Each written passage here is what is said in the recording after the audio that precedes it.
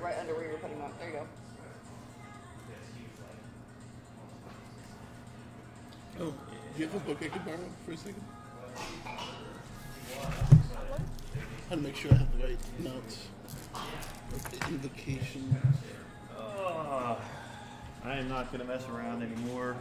Somehow we are experiencing a large video camera problem, so it's okay. I've spent the last half an hour trying to figure it out, so I'm done.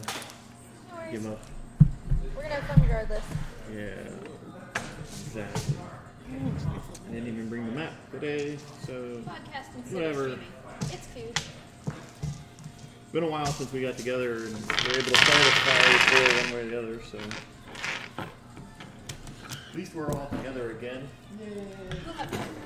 Thank you.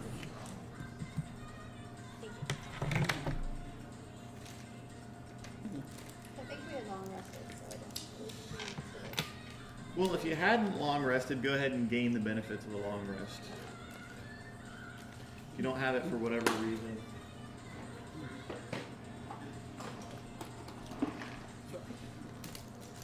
Guys, do you remember where we took a break? Shop trading Oh, yeah. our favors for really cool stuff. Went to the pit. Alright. Oh, Yeah, yeah. there was some shopping involved. What's up, Screwed I totally owned it all. Yeah.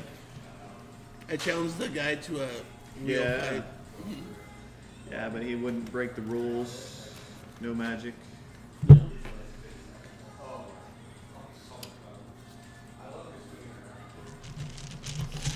I don't think we really had anything we were necessarily planning to go do next. We were just kind of checking out the place, identifying where we were and such. So I think the next thing would be, what do we want to do next? I mean, we're going to have to meet up with Lily to go and do anything. Don't forget to project, guys. Microphone's in the middle of the table, but still. Cool.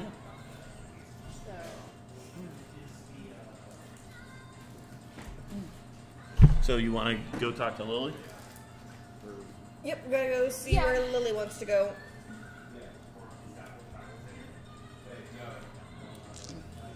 At some point, I want to.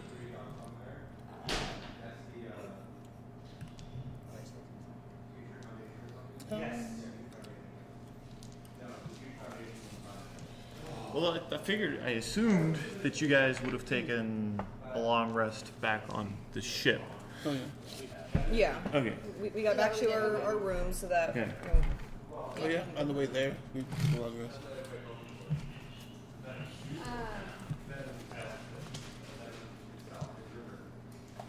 I want to see if we can talk to the elemental freeholds at some point. Doesn't have to be something we do right now, but that's a question I have for Lily. Is that somewhere we're allowed to go?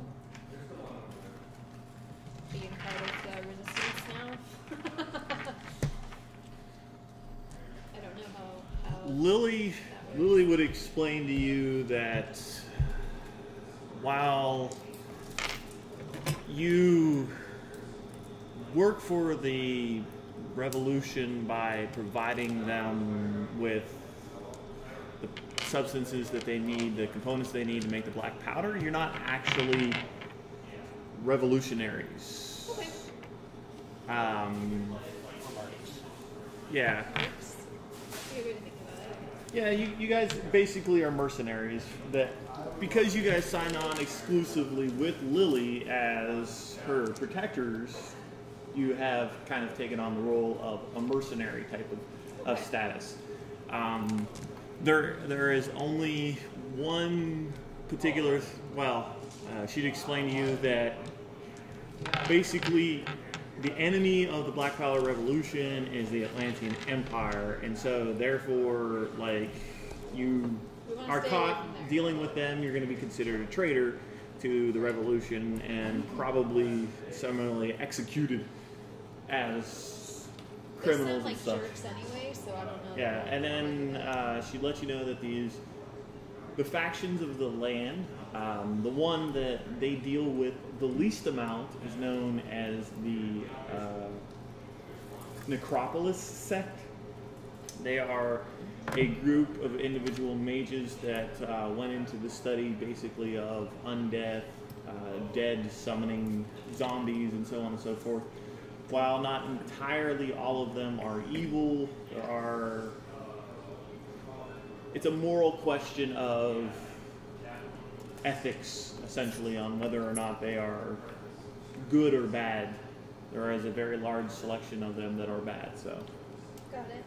Stay away from the Okay. She tells you, I've known a few necromancers that were pretty cool, but some of them can be mean.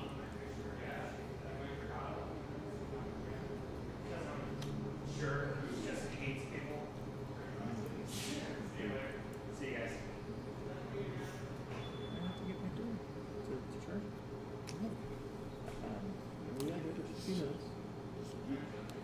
Sorry, helping Phoenix stay entertained.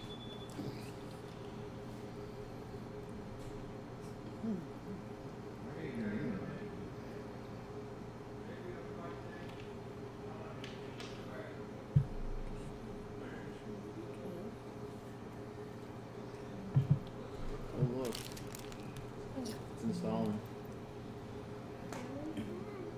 Move fast. Hold on. Be patient.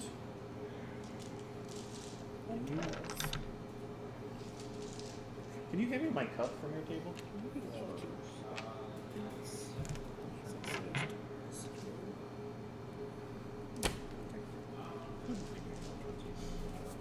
Yeah. Got this. All good. Yeah. See, this one takes money to Just in use. case. I'll have to find a different one. Okay. Well, there you go. Pick one. Have fun. Enjoy. All right. Sorry about that. I've known a couple of decent necromancers. It's just, well, honestly, they kind of creep me out a bit. Yeah, they are kind of creepy. I don't. Yeah. I bet they're nice. I don't see any reason we really need to deal with them. But Probably The not. Revolution, they dealt with a few of them, a couple of them at least. There's one they seem to go to all the time, but you'd have to talk to somebody else about that guy, because I'm not familiar with it. My family doesn't really associate with those types.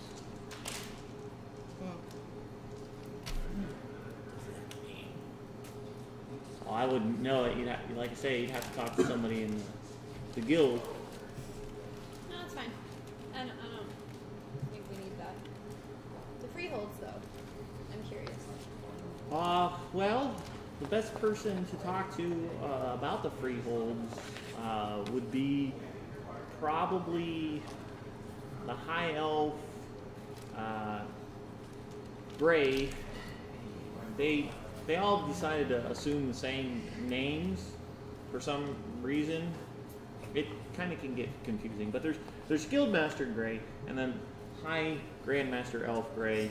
It's actually just a title that each elf assumes when they take over the role. Okay. I don't think it's his actual name. They should probably change that practice. It sounds confusing. It's been around for about as long as the elves have, so it's tradition for them. I imagine that's pretty hard to change. I hear elves are stubborn. Elves can definitely be very stubborn, yeah. Especially the elves here, because they're, well, unless they ever, like, just want to give up living, they just live forever. That's a neat trick. Well, you can kill them, but, you know, obviously they're going to fight, and they had a long time to practice fighting, so. I can I've been around a long time. I know. So where are we going? Well, I was gonna go pick up some more stuff. You guys aren't obligated to come with me while I go pick up some mining equipment, and I'm gonna probably head out for another planet. I got a good location. I can get some good quality stuff. Doesn't seem too particularly dangerous, so you guys don't have to come with me if you don't want to. I'll be here for the rest of the day, and when you guys decide what you want to do, you come tell me. You guys could get guest quarters at the main ship. They rent them out. I think where you guys come from, that's like an inn. Yeah. Okay. Or we could go with. Yeah. Well, you're welcome to go with me. Like I say, there's going to be no high elves where I'm going. I'm leaving this planet. I'm going someplace else. A couple Not something I systems need over. to talk to them right now. I just wanted to know who to talk to. Yeah. For later. Well, you should probably get yourself an appointment, at least, with High Elf Gray. That's not a bad plan. That way, because I assume he's probably pretty busy. He does a lot of things. He's a very important person. Most elves feel that way about themselves. I imagine so, yeah. But I've got to take care of replacing some worn out parts on some of the drill machines before we go. And there's really not much excitement going on here today. Alright. So Well, we wait. to the main ship for that? No, they've got their own ship. It's the big blue one, blue and green one over there. You can't miss it. When you go down the ramp and outside to where everybody's parked, I think they parked on the southmost side. But just stop any old person that you see on the side and ask them, and they'll tell you where it's at. Okay. Let's go do that. Cool. And then we can come back. And watch her mine stuff. Yeah, keep me safe, right? Haven't done that for a while. So you guys go outside of the bottom of Lily's ship. It seems like most of the miner ships are all parked together. Everyone that travels out, it's like its own section of the camp. There's no real, like, there are some people that are selling stuff, but it's all like outrageously priced, exotic stuff from other planets that like you guys really aren't interested in. Having been through here enough times, you guys are able to kind of like make your way through. You've been with the whole place a couple of months, or about a month now, and so you've got the hang of how they set up, how they tear down, how they move about. They move quite often. The entire operation basically picks up every couple of days. The longest you seem to have stayed in any one place was the week that when you first arrived. So you've gotten to see a large variety of mountains and forest.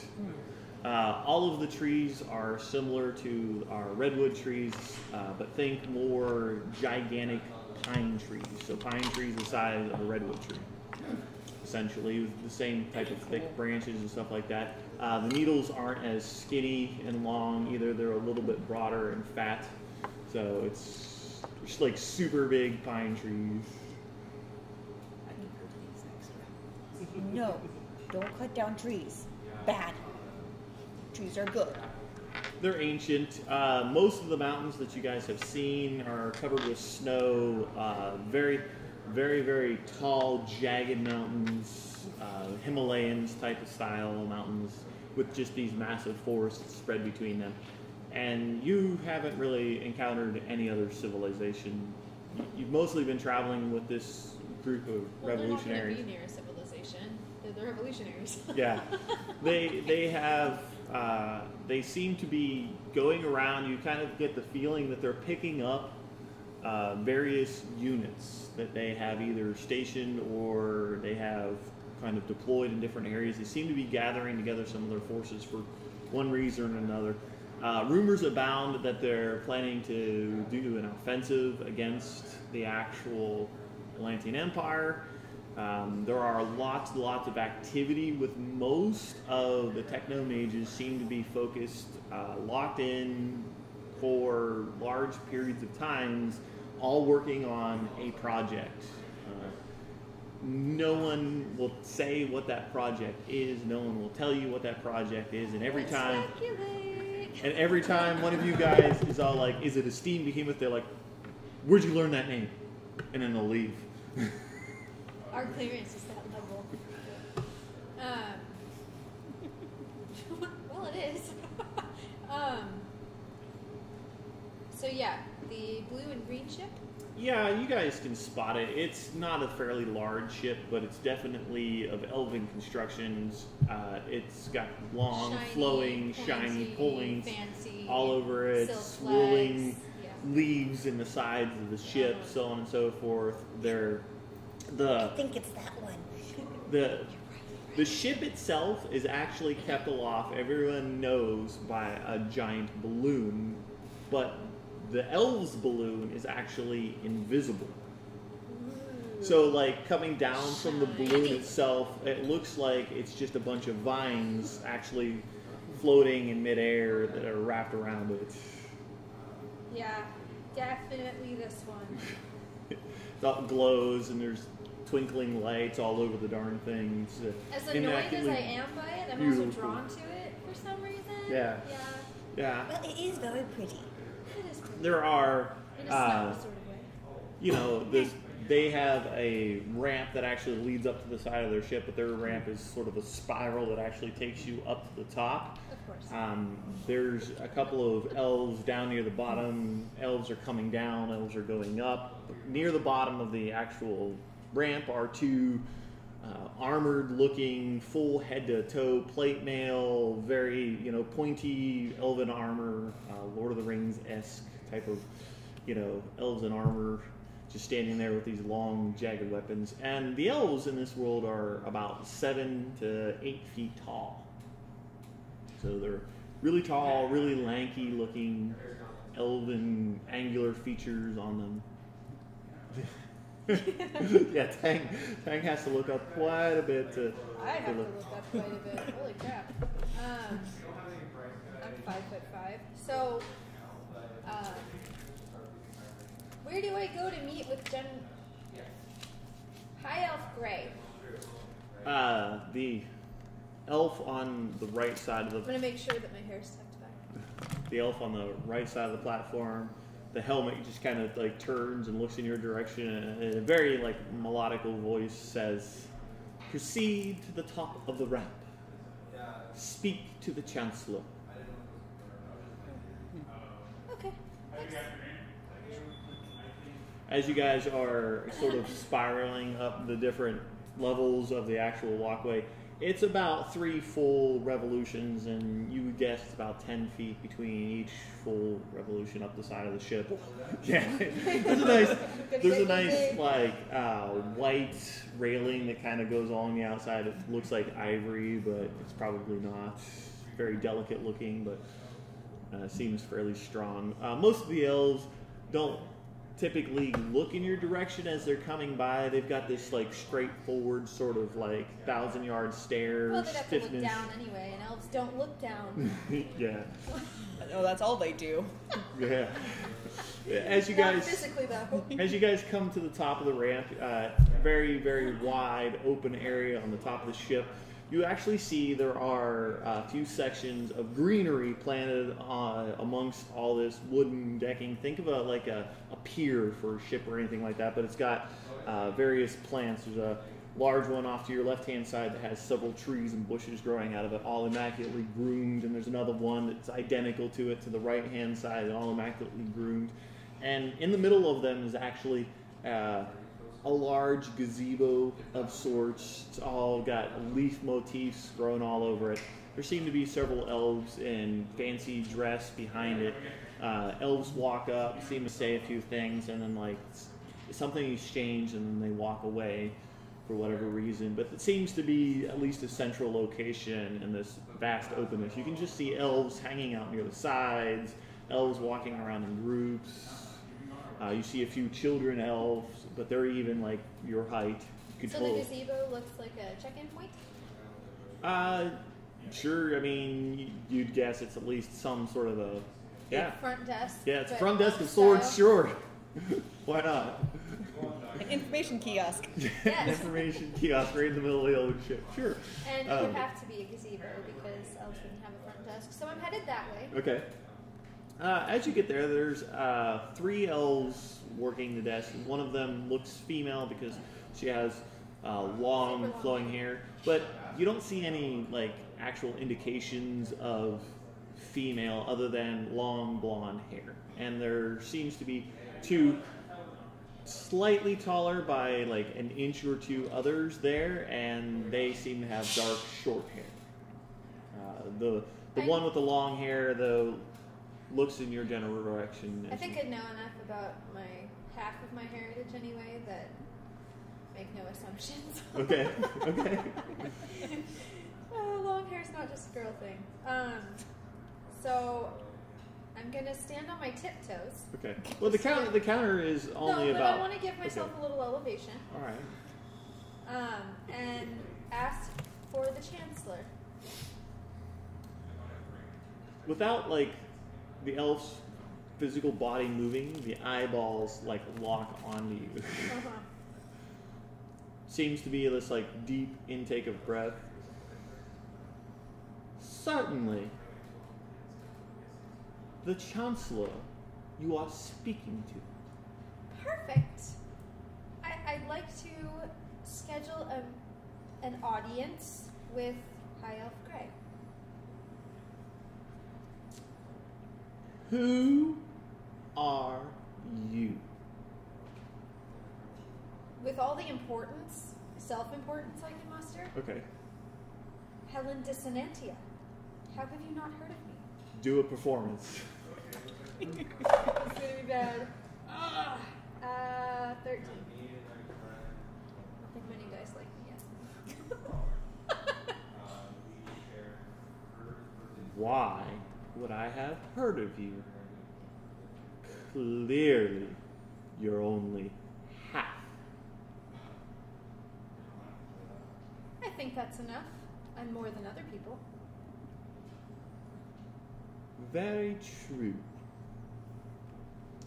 What is the nature that you would wish to speak to the High Elf?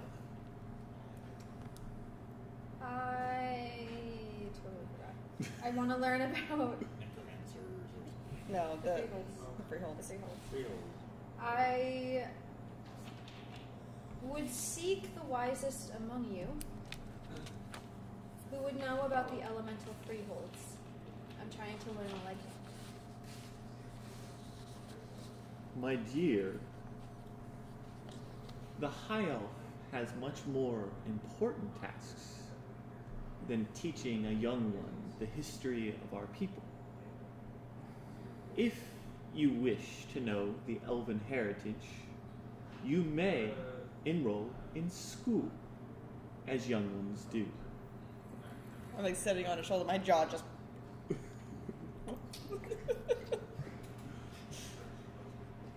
So old. Go to school.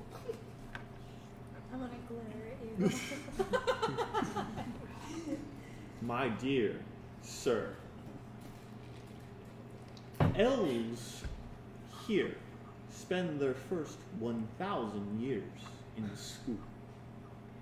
It is not something to be rushed. We have a very long history.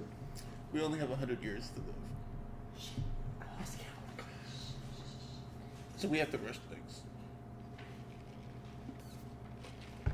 Yes, yes, I understand the limits of your race keep you back. How old are you? I'm gonna make it about a tenth of that time. It's quite rude to ask a lady her age. But you look Oh, super young. I didn't know the difference. I've never met a real elf before. Only her. Again. Jaw drops. Both of us. Like, She's tail probably stuck in the back of his head. Full elf. Full elf. Sorry. It's okay. I've never been a real snake before either. I turn into one every day. We met a dragon, defeated it once though.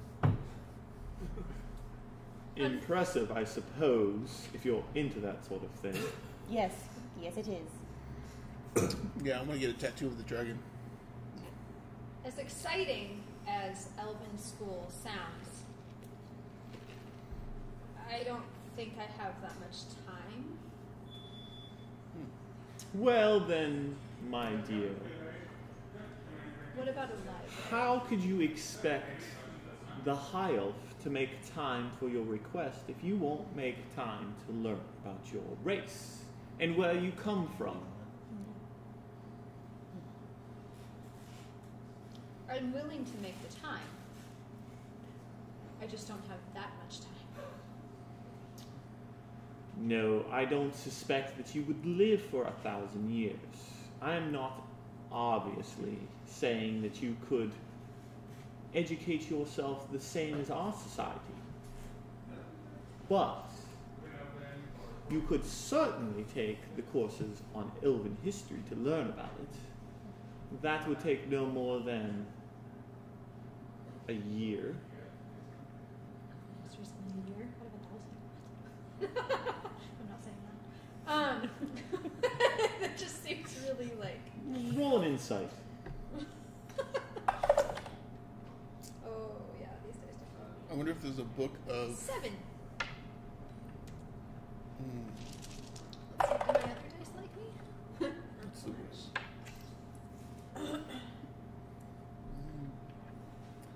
a birch book. Yeah, that'd be nice. Is there anything else I can help you with? Should I enroll you in school, young one? I don't like the term. But Do you say that out loud? no. Okay. No.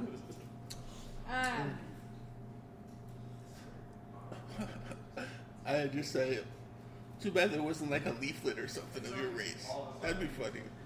No, leaflets won't do it. It would be a chapter book instead of a leaflet. A leaf chapter I book. am beholden to my duty to protect Lily when she's mining. I want to enroll in school, but I also have to make sure I'm freed up from my other responsibilities. Well, obviously, when you have time, perhaps come back and request your audience then. And when the High Elf is no longer beholden to his duties, he may see you.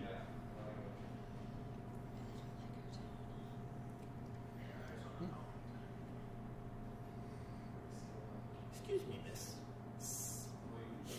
Do you have a name? The Chancellor. I thought that was only a title. Well, our titles are sort of like our names. They are very traditional. Interesting. I just found it. This place is weird. You can call me Dragon Slayer. If I This is the Dragon Slayer. If I Take seek the Dragon to Slayer. We all could be speak Dragon Slayer. with one of your kind, I shall call you by whatever pseudonym you call yourself, but I will not refer to you as Dragon Slayer Oh. until you have met the Polar Ice Dragon and survived in one-on-one combat. Okay. Do not bear the right. Where does he live? Far to the north. Oh, let's go there. He is older than all of our elven society. Yeah, let's not go there. I can take him. Yeah. She can take him. I believe in her. So, when I enroll in school, Sure you can. do I live here for the entire year? Just get this Only those of pure elven blood live aboard this ship. But I'm required to show up every day. Obviously, How long each day? until school's over. How long is school? So it starts this time and ends this time. Time. Such a mortal constraint. Yes, it is. And I have very little of it, which is fleeting. As we speak. Right Then now. why don't you stop wasting my time and scurry along? Well, you have- When you're ready for school, you can learn about school. If I could reach your face. Oh. Are we walking away yet? Is there a dragonborn in school? You might want to check with the ship over there, No. the brown one. Oh. As we're walking away, Okay. I want to use my ventriloquism Okay. to make it sound like one of the other elves behind her. Okay. Oh, what do I want him to say? Something pretentious and snotty. I don't know. I lost it. Never mind. Roll a. Let's see. Roll a deception. Your character can do it. Oh, 14. 14. As you're walking away, most of the group hears this faint from behind the Kyle, who turns and like looks in that general direction with this total look of confusion at one of her colleagues, and the colleague is looking with a look of confusion right back at her. I would like to perceive my shoulder tang to see if I noticed. I did not. I had something. I completely It's lost okay. it. You got a raspberry instead. There we go. Okay. That'll work. They're both looking at each other like, which one of them broke like the social etiquette barrier? They started to move away from each other in the pavilion now. Just kind of like glancing behind. Yes! You guys are making the spiral down. As you guys are walking down, there's an old elf. You can tell he's severely old because of the length of his beard. Looking around, you see that this is the only elf with a beard. Yeah, he has a set of spectacles on his face, and most of his face is actually covered by the giant book that he has in his open hands. As he's muttering to himself, he's like walking towards you guys up the ramp. Hello, sir. All right. He stops and peeks over the book, looking through his glasses at you. Hello. May I inquire your name? Right. I seem to have forgot it.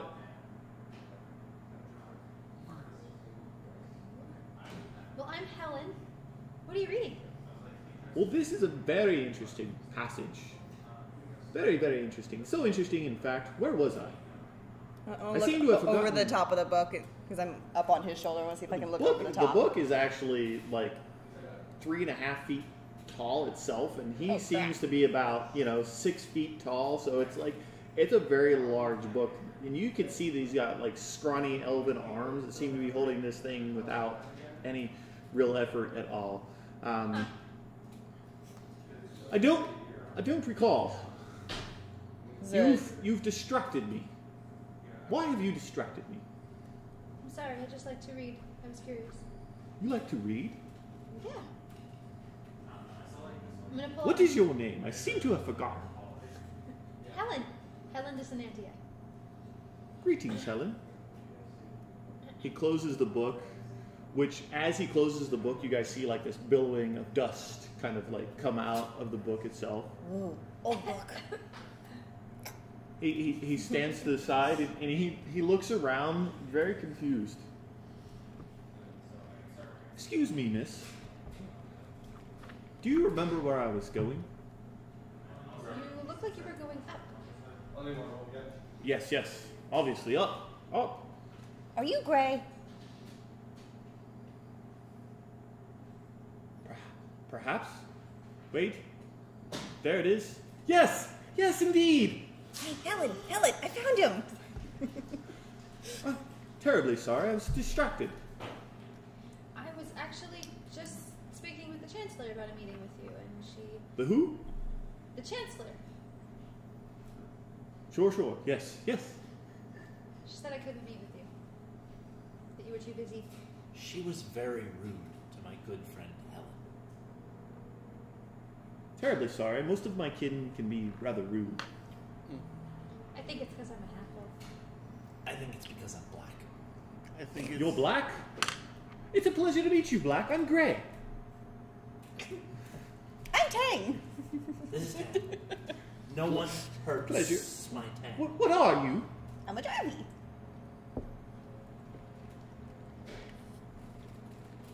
My dear Helen, what is a Jarvie? That's a Jarvie.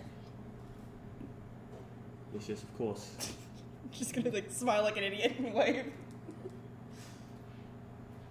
Your color is strange. I have not seen one of your color. I breathe poison. Breathe poison? Instead of flames. He takes like a couple steps back. Not right now. Not right now. I could if you want. No. Please. Not shoot up right the now. I create fire, but not here. Fire's bad for books. Yes, it is. I'm very careful. Very, very careful around the books. It's been lovely talking to you all, but I think I have to be somewhere. I can't remember. Yes, you do. You had an appointment with my good friend Helen. Why is it touchscreen? Deception. At advantage. Yeah. Oh, yeah. That is a 19. Well, clearly. Helen, terribly sorry to forget our appointments. Oh, it's fine, sir. It's fine. You're a very busy man. What were we appointing about? I was seeking information about the elemental freeholds. Oh, they are another subfaction of Tesla's teaching. Yes, finally. Information. Tesla's what? They are a subfaction of Tesla's teaching. Sure. Do they move around as often as the revolutionaries, or is there an area that they are? They tend to stay up in the north. There is a whole section of forest up there, a beautiful section, right on the border of the Elven Kingdom, Rivendell, and they have their own section of fort that we came to an agreement with them, provided a mutual sort of protection of borders, and so therefore some of our most ancient and dilapidated constructions were given to them.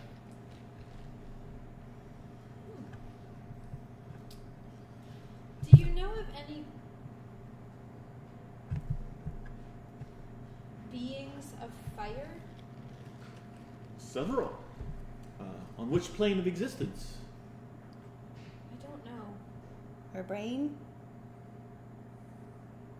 Fire on the brain? She does have fire on the brain a lot. There are a multitude of entities on a multitude of planes that coexist with fire. There are the Ifriti. There is the entire city of Brass on the elemental plane of fire. Unfortunately, I do not think that this answers your question. I can see the look upon your face, one of disappointment. What's the strongest fire-based being than gods? That would be nearly impossible for me to speculate, as there are beings whose power I myself cannot comprehend. There are those that exist outside of the plane of existence in limbo. There are those that exist in the abyss. There are beings that exist on a multitude of different places. Greater entities, lesser entities, deities, gods, demigods. Oh yeah. This one's just always been with me. I'm just trying to understand it. What do you mean, been with you? Well, I'm noticing more and more that there aren't people like me. It's just always Several talking to me in centuries my ago, head. we decided that it was better if everyone took an oath not to breed with a human. It's nothing against half-elves. It's more of a tradition. I think that it's less that she's worried about her parentage and more worried about who she talks to all the time. It's a voice in my head, but it's more than that. I have certain abilities. There are a great many variety of deities to speak with the people. There are also those, from what I understand, that make contracts with infernal creatures and beings of immense power. Oh yeah, I did that.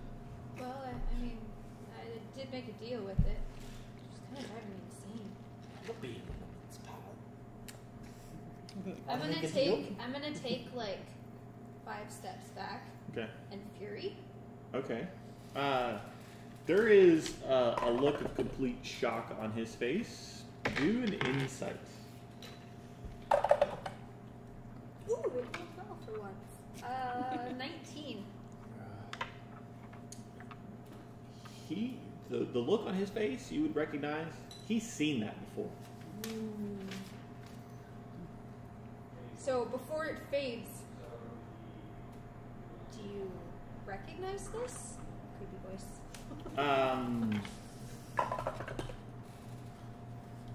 Yes, but I've forgotten where.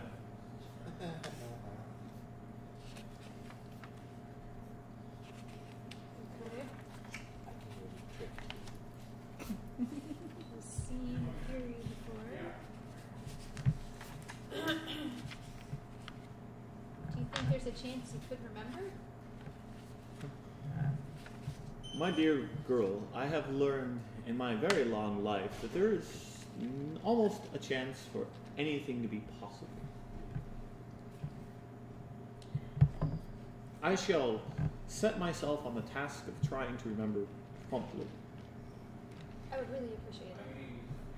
I just want to If I happen to come across the information again, where might I? We're traveling with Lily Stormbane. Dear, I hope I don't forget that. The breaker. I'm gonna write it down on a little scrap of paper. Okay, all right. What language do you write it in? Elvish. Okay. All right. As you hand the letter to him, he looks at it. He cracks open the front cover of his book. He sticks it in there, and he says, "I will go consult my library books and shall let you know promptly." Thank you. It has been most enjoyable speaking to you all. Excuse me, sir. Yes, Mr. Black. Promptly to you or promptly to us? We don't last as long as you. I'm afraid I don't understand. I can't come across the information any earlier than when I come across it. It's okay. It makes sense. It's okay. It's okay. We're going to be traveling for a little while. Yeah. We're all going to die of old age before he remembers to look it up. Then I'll die without knowing. He But said at to least send a we'll message try. and we're bones.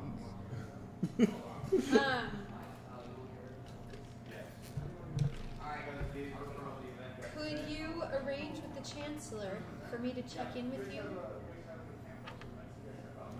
Dear, she's an extremely busy elf. I will come find you myself. Oh, good. That's even better. Wonderful. No need to bother her. You're very Really nice. It's been a very grand pleasure. I'm gonna I hope you don't die. Me too. We hope not to. At least not anytime soon. I'm gonna. he starts muttering to himself and he's Yeah. walking away. I died once. Bye. That was so cool. What are the odds, you guys? Well, that was very helpful. And he's not stuck up like the other girl. Can you imagine the look on her face? It's gonna be that'd awesome. great. You're welcome. Are we even for the elf thing? Yeah. Sorry about the snake. Oh, we should have asked him if he had any quests. Nah, you probably wouldn't remember him anyway. Where'd they take 1,000 years? I don't have that much I thought we time. got like 120 left, guys. Okay. I have 50 max. So do we want to keep exploring, or do we want to head back to the ship and see if we can help Lily out? Well, she's getting supplies. Did you want to check out the brown ship? I just asked her phone. Okay. I wouldn't mind going back so I can read the book. But I mean, I'll tag along if you guys have anything else you want to do before we head out. I was just gonna wait for Lily. So, either way. Oh, maybe we can go get some grub. If we walk through town, I want to look for a tattoo parlor. Oddly enough, there is one. Do they do? It's not so much a parlor as it's like seems to be a tent thrown up on the outside of a ship. That's not sanitary. There's also, this is one of those ships where they store a lot of their mechanoids. Oh. There's a little tent on the outside. There's currently a dwarf working on a very large tattoo on the back of a dwarf that seems to be some sort of a mechanoid of some sort. Oh, cool. Do you guys do scale-based tattoos? Because I have scales. What do you mean, scale? I'm a dragonborn, so I have scales. Can you, tattoo scales? Sonny boy, I can tattoo anything you got. Cool. You're just gonna have to wait until I'm done. Okay. What are you looking to get tattooed? Adult blue dragon. You want a dragon tattooed on a scale? Yeah. Where at? He's butt. I don't do that kind of work here. Do you want it drawn to scale? My back, Nice. maybe 20% of my. Wait, no. Yeah, 20% of my back. You do realize your Cool. your color. You're gonna make it hard to put color in it. Oh yeah. How do you turn green into blue? It's expensive, but I can do it. I have to use magical ink. Oh. How much does magical ink cost? Twice as much regular ink. Okay. Sounds good. I got a slot free next Thursday. Sounds good. We'll be back. Thursday. Who is this Thor? You might want to figure out how much it costs. Wait, how much does it cost? How many, units of gold? Gold. We take units here, Okay. not gold. That sounds good. Tattoo that size on your back. I'll run you 2,000 units. Especially with the magical ink. Seems expensive. Yeah, but I imagine it's good quality, so it's probably worth it. I'm gonna look at the tattoo Magic that ain't he's don't doing. grow on trees, man. Some of these I want to look at the tattoo that he's working on. Okay. Does it look like it's in good quality? Do a perception.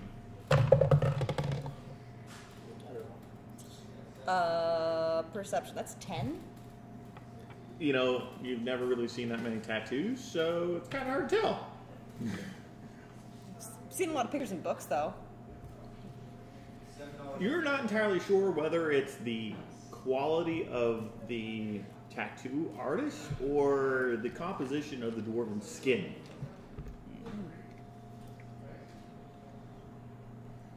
Good enough for me. You wouldn't be able to tell whether or not it's a really good tattoo or a really bad tattoo because you've never really seen many tattoos on dwarves to be able to judge that, unfortunately. It looks meh. Looks like a tattoo. You can tell it's a large mechanoid. Do you read Dwarvish? No. There seems to be a Dwarvish word underneath of it. the tattoo artist seems to be working on the details of it. Seems to be putting in some like gears and some wires and stuff like that. Think of like the guy from Pacific Rim. Did you see that? It's been a while, but He's yeah. got the kaiju tattoos on him. Okay. But think of it like a mechanical, Okay. Can you read that? I don't know that word. I think it says mom. I can't. The I'm dwarf behind the thing. He chuckles. That's funny right there. I'm gonna cast comprehend languages on myself. As you watch, all the dwarven letters form together, and it's a female dwarven name, and it's Bethany. I'm gonna peer around. Who's Bethany? The dwarf lying there getting the tattoo. He seems to shift a little bit. His head turns away from you. My mom. That's wonderful. I don't know my mom. You sure I don't have a mom?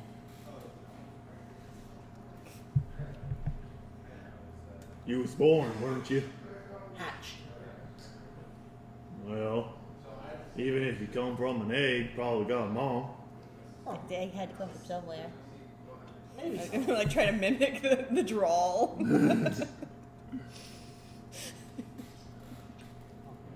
I'm over it. I'm gonna start heading for the inn. Okay. So you're gonna start heading for the inn. Or Lily's ship. Well, she still had. I mean, she said it was gonna take her a lot of the day, so. Is her ship still there? Or Your ship's still there. Yeah. Oh, I mean, okay. do you guys want to head that particular direction? We talked about getting. It's the some same grub. day still, and it's only been a couple hours. Yeah. We should find food. Yeah, we talked about getting some grub. That's why I was gonna head for the inn. I figured they'd have. Okay.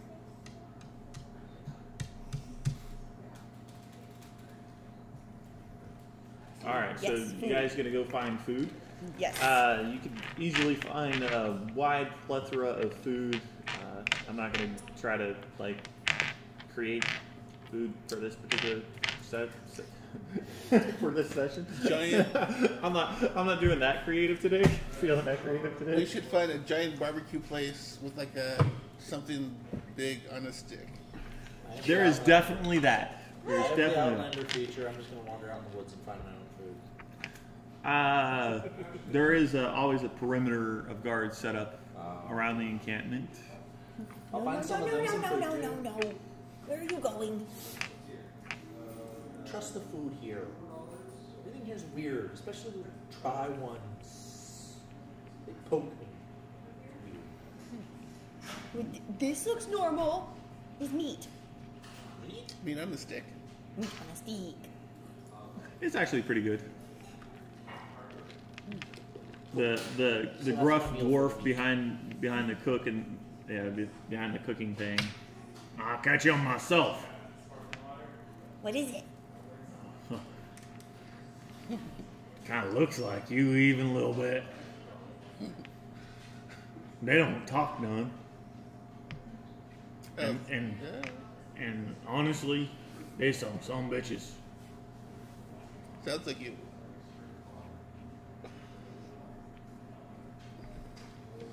You want some? No. Do an insight. Oh no, this is bad. 9. Oh, it's alright. I just teasing you some. That don't look nothing like you. These are birds. Oh. Like chickens.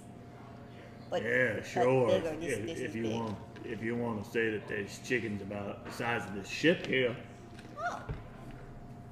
Really big chickens. Oh. Oh, cool. and they look more like him. The scales, Yummy. big wings. He's a dragon. Ah, it's not so much. These just ugly birds. They have long, skinny beaks, Oh. big leathery wings. We catch them with the nets, the boat. You just iron meat outside the ship. They come get it. We catch them. Okay. It sounds fun, I guess. Oh, it's a hoot and a holler, especially if someone gets away.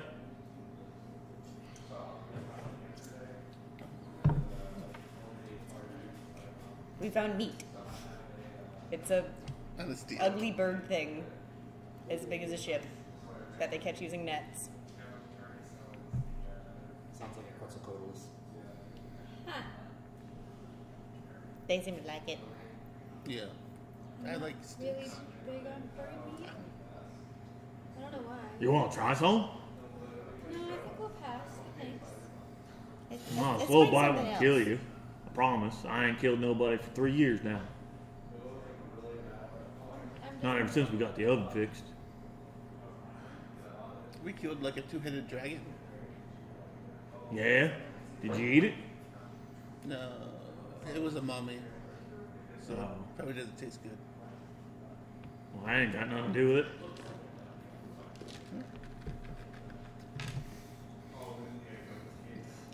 Let's find something else, Helen. Yeah. I don't like this. No offense. I just, for some reason, I'm really not feeling eating bird. Well, what do you want to eat then? Not bird. Well, I Bacon. got I really like bacon. bacon. What's bacon? Thin cut meat. Pigs. Pig. What's pig? I have the most horrific look on my face. It's smallish and it's pink and it goes running around and then you kill it and you eat it. Well, it's probably also brownish because there's boars. I'm also very, very young, and that's the mental picture that I have of a pig. It's small and it's pink and it runs around and you kill it and you eat it. Come on, I'll check with the gnomes then. Maybe they got something like that. Oh, they have flat noses. You ever see anything with a flat nose? No. Like it ran into a window or something.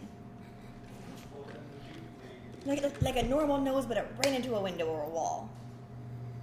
You guys are crazy. It's We're not the best meat in the galaxy. You should Little try bit. it. Especially that one. Hey. So if you ever see a flat nosed we are creature, perfectly eat it. fine. See? Them Moors, the Moors kind of flat nose, ain't they? Wonder if they'll taste like it. I don't think so. I don't think that they would appreciate that I either. imagine you'd have to roast the hell out of it. We don't know where they've been. Yeah, my cousin, he told me a bunch of orcs down there in the desert. Them nasty buggers. Yeah. Yeah, probably not. On that. Yeah, probably They're not. probably related to pigs. They could be, I don't know.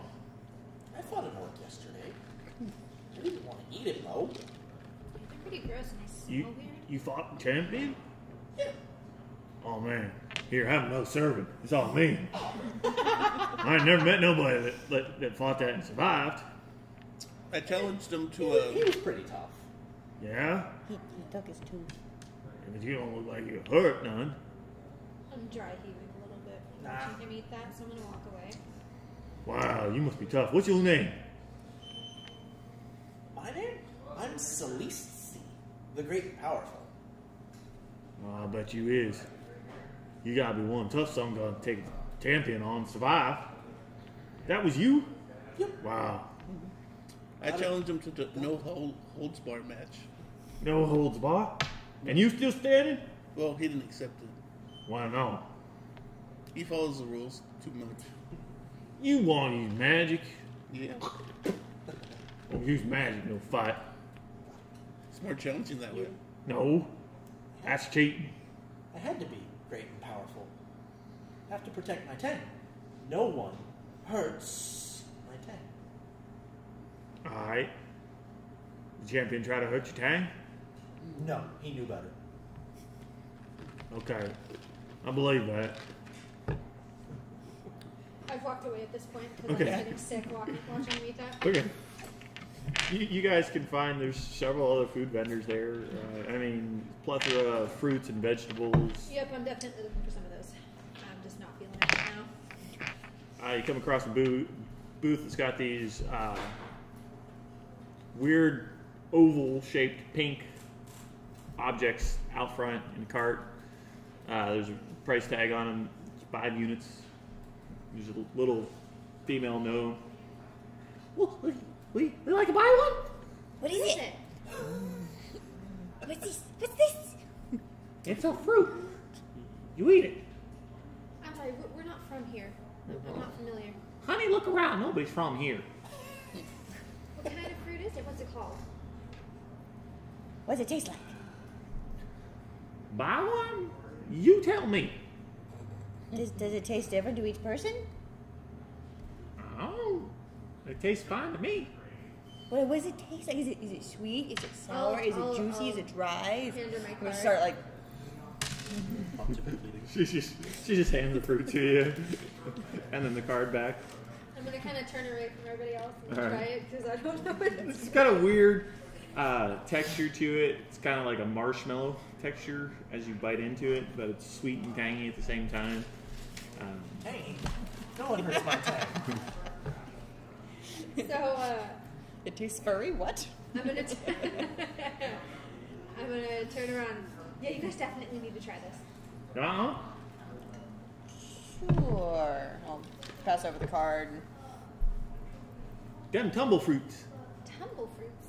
I think this might be my new favorite thing. It's got the consistency of a marshmallow. Like once you get past like the outer layer of it, it's a really thin skin, but then it's like all soft and mushy. And It's kind of like a grape mixed with a marshmallow kind of thing, kind of. but like this big. Yep, and purple or pink. Cool. Almost looks like a piece of bubble gum, bubble inflated. It's not Deathbird. I'm gonna take 2 more. Help yourself, yeah. Definitely. What's that? Do you want any, mister? Oh, okay. Thanks for shopping. Tumble fruit. Tumble Okay. fruit. I have 2 more tumble fruits because I'm gonna start the other one down. Okay. After that, where do you guys want to go? Did you want to read your book? Yeah, I probably should spend some time on it. It's kind of lucky that I got it anyway. I'm gonna make it for the ship. Okay. I will follow. As you guys are heading towards this ship, you can see Lily. She's walking next to a bunch of dwarves that are like got some carts between them, and they seem to be like dragging a whole bunch of things back to the ship area. She waves at you guys. Hey guys, how's it going? Hi. Good. Hey guys. Hi. So, are you coming with? Yes. Yeah. Oh, I got everything we need. We're getting ready to load up, and as soon as we're loaded up, we can head out. Sweet. Cool. Did you get everything that you wanted? Yeah, we just kind of putzed around, but you know. Oh, cool. Right on. We found these tumble fruits. Like giant, like half-eaten spot taken out of it. They're one of my favorites too. Next time you're out, you gotta try the crab weed. I know it sounds bad, but trust me, it's really yummy. Is it made of crabs? No? Is it made of weeds? Well, where it comes from, it's a weed. It's really tasty. So though. it's a plant. Sort of. It's Like scratching my ear. Well, They're different. on the planet that they come from, crabs are actually a race of plants that can communicate and talk to each other. And sometimes when they get together and they have, and what's left over is really good. Even I'm before. gonna scribble the note out after that description. Great. So let's go, and I'm. Just like over the side of the ramp. You guys, there's nothing. Fine. Hey, if there's any dangerous scans, we should go there. I like danger. Well, I like to try to avoid the danger because I like to make money. That's what we're here for. We like danger. I'll see what I can come up for you, Crudo. Okay. I can't make any promises though. I have a couple spots already picked out, but I can take another look at the scanner if there's some place that has maybe more danger than another place. We can go there. Sure. I mean, like giant things of magic or. That'd be fun. I think Okay. we should just keep it simple. Simple. That's like that one place we did with the mommy dragon. That was fun. Except we got beat by that skeleton. Let's go home. I think we should keep things simple. I don't like being burned. I like burning things. Oh, maybe we can go somewhere like icy. That sounds awful. Oh, But you can melt all the ice, and then it wouldn't be icy anymore. unless the whole thing's ice, like the planet. We'd have to bundle up then. But I can make fires everywhere. And warm is good. Yeah. I don't like the cold. It slows me down. I don't like it either. But that's why we warm it up. I wonder if the ship Or like can crawl up go on to- top of your neck and just like curl. Like a great big scarf. Yep, like a great big Nice. scarf. I like it. Oh, I wonder if the ship can plane shift to like other dimensions. Yeah. Awesome. Some of the places we go.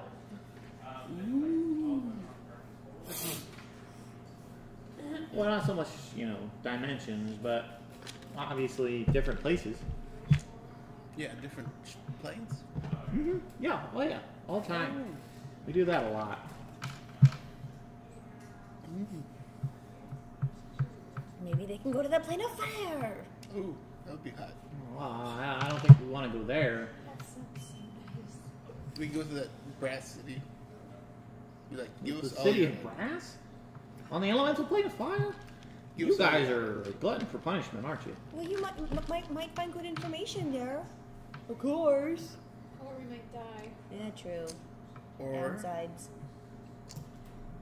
Well, I've got to go take a look at the scanners and see if I could find some place that, I guess, more dangerous.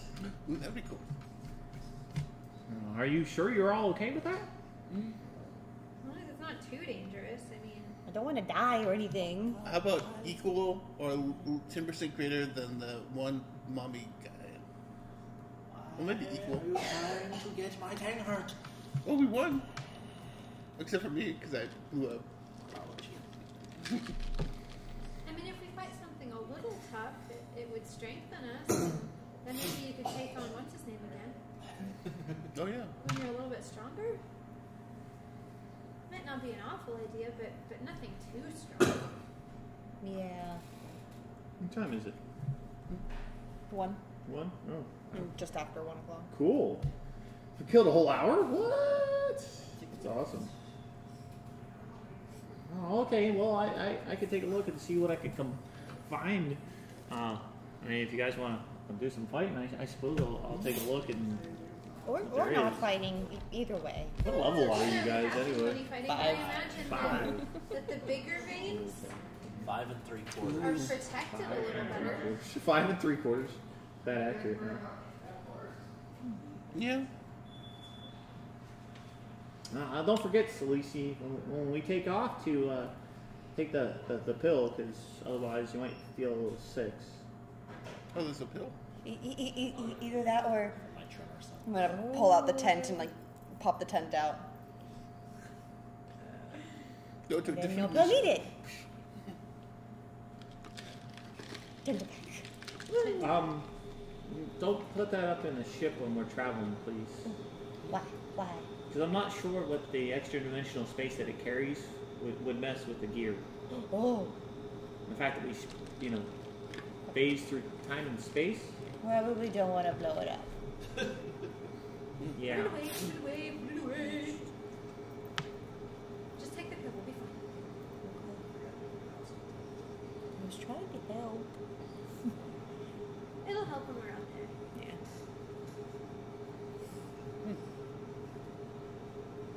I'm gonna go read my book, guys. Who wants to do what? She's overseeing basically the loading of all this stuff right this moment in time. They're getting it put away in the ship. You guys have a few. I'm gonna go back to my room and read. Okay. Do you want me to help put away stuff in the ship?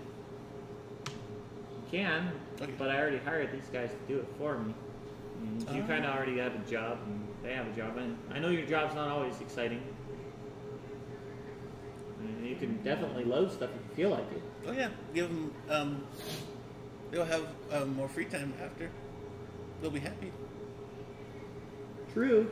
That's absolutely true. They'll come back and be like, we want to work for you. Maybe. Maybe not. Alright. So, I like I say, I've got to go look at the thing. If you could just make sure that everything gets put in the ship where it goes, Crudo, I'd appreciate that. I'll supervise and help. Anything either one of you guys want to do? Nah. Okay. So you guys finish packing all of the stuff up. It takes about an hour and a half or so for them to finish putting all the pieces of gear away, and she comes down the ramp as you guys are kind of putting the last one away. Or where are you guys hanging out? You're in your room. Where are you guys gonna go hang out? I'll be in my room. Okay. I'll be in my room. All right, Crudo. Are Making you sure outside? Making sure my insulation trimmers and making She comes by the doors and kind of knocks on each one. I think I found something, you guys. I think I found something. Alright, cool. We'll zip out and around and We'll meet up in the library as soon as all the stuff's ready to go, Crudo. Okay. Take my book with me. And as you guys gather up in the central library, well, I got a couple options for you here. She pulls up a map of what looks to be some random blue orb, and she kind of like starts spreading it closer and closer. The map zooms in on some mountainous terrain. Very, very blue looking. You could tell that there's snow and frozen and ice all over the place. And she's like, there's a red dot right in the middle of this large mountain range. She says, well, right here is some very good product. Looks like we could get a couple of clicks out of this. Maybe even upwards of 200 to 300. This bunch. From what the scanners can detect, though, it looks like there's very large indigenous life that lives here. Sort of primal. I'm not entirely sure what their social structure is, but it doesn't look like they've really gone much beyond development of forging weapons and armor. So it doesn't look like we'd have to deal with too much technology or anything like that. But looks like most of the entire populace of this planet is quite considerably large. Upwards of 15 to 20 feet tall. It looks like the entire planet is this inhospitable blue ice coldness, unfortunately. But there's a couple of other locations here that would get us a few things, and she zooms back out, and you can see there's a couple of other red dots there. These are good potential places that we could go. We could maybe hit all of them in one day. Some of them may be guarded, some of them maybe not. I can't get good readings on this far south one here. I'm not sure if it's the topography or something like that, but it's not giving us any accurate readings other than there's a deposit of some mineral there, and can't even tell how much it is. Besides this place, as she waves her hands, and you see a multitude of just different blue orbs of different colors and stuff kind of like swing through the area, and it stops on a gray one. And she kind of starts bringing it in. You could see that there's like 10 dots on this, red dots on this one. She centers the map in on the brightest and the biggest of the dots. This one here, I've been to this planet a couple of times, and I've wanted to try this a couple of times, but I haven't had the funds necessary or anything like that. This is I think this one will probably get us about 400 or 500 clicks. Some decent types of material here. Like I say, it's only a guess, though, because scanners can't always get an accurate reading. But I've actually seen this place up close. It looks like an ancient city of one point in time. Very large beings. I'm not entirely sure if it's still populated or if there's any guards or any traps or anything like that. I know that there was a mercenary band a couple of years ago that tried to go here, and nobody heard from them again. So let's do that one. Yeah, it's not freezing cold. No, it's just very barren. There's not a whole lot of life there. And all the topography indicates that the planet itself is mostly died out as far as life forms go. So it's nice and quiet. You don't have to worry about noises. Some of those are the most dangerous parts because of the things that can take over once life leaves there, or whatever caused the life to leave there. There's nothing particularly dangerous about the place. The air quality is a little stale, and you guys will probably get a bit of a headache from the sulfur. It's very, very acrid type of climate, but we could check that out if you guys wanted to. Let's do it. Super dangerous, though. The other group that went there, they were a fairly experienced group. They had quite a bit of reputation, and I was kind of jealous that they got to go. Well, we could try it now, or we could try it later. I just wanted to let you know that I've seen the place, and it's a very, very foreboding place, very dangerous looking place. Some of the structures themselves look like they might collapse at any given time. So we'd have to go slow, and we'd have to go steady. But I don't mind if you guys don't mind. There's no telling what we'll find once we get inside. I wasn't able to make it that far. The ground started to shift from underneath of me, and so I decided to leave, and the whole place is kind of rocked with earthquakes and activity, seismic activity. What do you guys think? I don't know that Salisi would do so well with earthquakes. Well, maybe with his tremor sense, he could kind of like feel when they were coming. It might give you a bit of an advantage to be able to prepare for them. It's true. It's true. Wouldn't that kind of I make put you my feel shield in my head. Pew. As long as they're not super common. To say that they're not super common, Like Constant. well, no, there's just they happen. They happen with a regular frequency that hasn't been recorded or predicted or anything like that. So I know there was at least two. One of them was small. While I was on my way to the location, and the rather large one that made the ground unstable while I was there. It's my personal account for we don't know what happened to the other mercenary band that went there. So, frozen savage wasteland or scary earthquake planet? Yeah, that's pretty much our choices today. What about the one you couldn't get a good readout on? I don't know what we'd be going into there. It's hard to even predict how much would be down there, but we could take a look if you'd like. I think, and she wipes her hand again, and all the planets go drifting by back to the blue planet, and she like centers back in onto the very. It's a faint, almost pink color dot, and you can tell like it seems to be in this valley.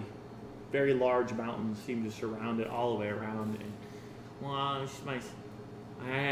don't know anybody that can get a better reading than this. This is probably the best reading that I've ever gotten on it the entire time.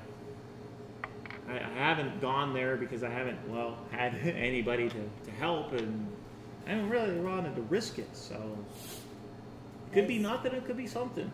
All this does is indicate where there's a location of at least 10 clicks. So That's the very minimum that I'm willing to go after. So probably safe to say that no one's explored this one. Absolutely safe to say it. So, it could be as little as 10, or it could be a lot more. It could be, yeah. And you would be the first to explore it. Well, we would be the first to explore it. Sure, like I said, I'm willing to go wherever you guys want to go. You want to go to that one? Let's do that. We should roll the I dice. like learning stuff. We'd be like the first explorers. It'd be great. The frost The ones you planet didn't get a readout on. without the reading. Yeah, it's part of the frost planet, though. Can't I'll do get us, fire. I'll get us as close as I can, okay? Okay. Like find sticks. Torch. You guys still have your torches. All right, so she's like, well, I'm gonna go get the ship ready to take off. You guys get ready, buckled in, or whatever, and then we'll get going. Well, we're in the library, so I'm just gonna find a cozy spot and keep reading. All right, she proceeds to go to the cockpit where she starts to get the ship going. Salisi, start to feel the sort of numbness of your tremor sense starting to go away. Or Go get in my hammock. go get in your hammock. Okay. Yep. Crawl up in your hammock. It's nice and cozy. Kind of take a nap. Seems like a couple hours go by. At least the cycle of like the time inside the ship keeps sort of your automatic adjustment to day and night seems to progress a bit. You guys are now starting to be more familiar with the ship itself and can tell when the ship itself is moving. While there's not necessarily a sensation of movement or anything like that, there is a sensation that something is happening all around you. Some noises get cut off, some noises start up that you associate with the ship itself powering and traveling and various. We're aware of our surroundings. Yeah, it's essentially. Yeah, you guys have gotten quite a bit more familiar with what's going on. The ship, after about 2 hours, comes to a stop. Lily comes out of the cockpit. I think this is as close as I can get to here. Should we maybe try to see what we can find? Brings up the map. You see the very large, looks like a crater of sorts. Now that you guys are closer on the actual map itself, you have jagged peaks and a circular sort of thing. As she pulls the map back, a little line comes up, connects one side of the top to the other side of the top, and a number shows up, 250 miles. I think something blew up here. Yeah, it looks like it. You see that it's a very sharp and jagged sort of mountainous range all the way up and around. And then the inside, you guys can see that it's very sharp and jagged, and then it just kind of like starts to fade, and then there's nothing. Like the center of the map itself, and there's just a pink dot down in the center of it. She's parked her ship sort of about 3/4 of the way up the outside of it. So we gotta go up and over. Yeah, this looks like the safest location that I could find. We have a couple options. We could go up and over. You see the map itself moves in. This looks like a sort of a map terrain. We could probably climb here, okay? It looks jagged, but there does look to be some sort of a trail that leads up into the actual center. Well, I don't know if that was man-made or if it's a natural fissure or anything like that until we get out there and take a look at it. There was also, she turns the map a little bit, there seems to be sort of a cave network of some sort, and you see a dark hole on the side of the ship, and you can see yellow that kind of goes inside the map, but then it fades, and I can't get a deeper reading. I'm not sure if it goes all the way through or not. We can try going through the cave, or we can try going over, up and over. I don't like climbing. We can try the cave, and there might be cave beasties. There's a good possibility.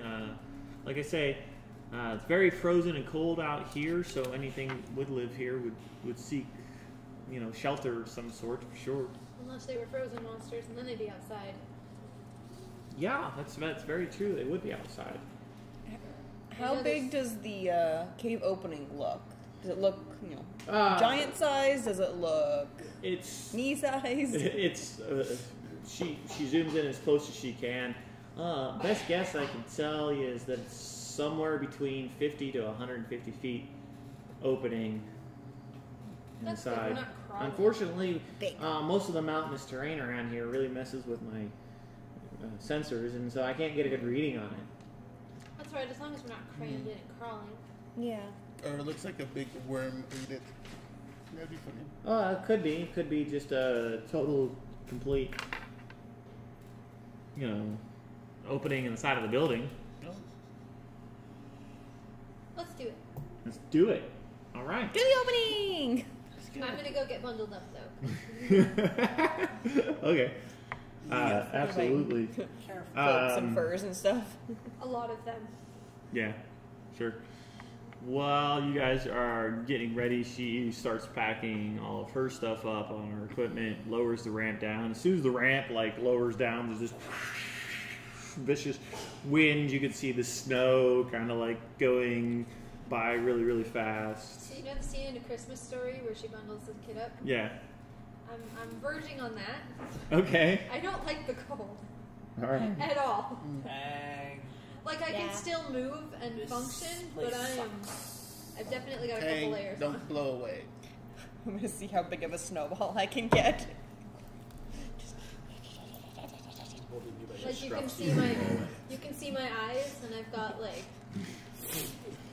my staff What here. are you doing? I can throw this. You're crazy.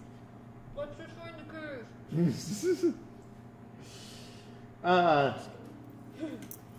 Who is going to go first? As you guys come out, you can see that there's kind of a flat trail in front of you that she points. She's like, the cave seems to be this way. You know, with the layers of cloth and the wind blowing and all that stuff. And so, Celici, you're going to start taking points. I'm gonna be right behind him because I just want to get the hell out of here. Alright. Celici, then Helen. I'll be right up with Helen. Okay. Alright. I'll be last. Kudos coming up last. As you guys are traveling through the snow, it seems like the wind itself buffers you, and then it lets up, and every time it like comes through, you got that vicious like howl of wind to the point where, whoo, and then it goes away. Like flattening myself down so I don't get knocked around. It's definitely tough going. You guys have made a good 200 to 300 yards beyond the ship itself, and the wind is just buffeting you. The trail itself is anywhere from like flat to 15 degrees tilted down the side of a freaking cliff. You know, it's complete sheer rock face. Hold on to my tail, Tang. I'm totally on all fours, just like army crawl style. All right. A little bit better traction that way. You guys, Lily stops or taps Crudo on the back. Up ahead, maybe up ahead around the bend we can get some shelter from this godforsaken wind. The cave shouldn't be much further beyond the turn. You can see that the actual path that you've been following, Celici, it's gone up a little bit, it's gone down a little bit, it's tilted this way. You know, mostly it seems to be tilted away from the actual top, which you could tell is a good 200 to 300 feet above you, and it's almost clear, you know, sheer steep cliffs, good 60-degree angle to the up, and then down to the left, it looks like it's, you know, hundreds of feet drops whenever you can get a view in that direction, but there's actual clouds that block it So what you're saying is periodically. they're sheer drops Yes. on both sides? Yeah. Sheer cliff, one side sheer drop to the other one. Yeah, sure. As you start to approach the round, the path itself gets narrower and narrower, Celici.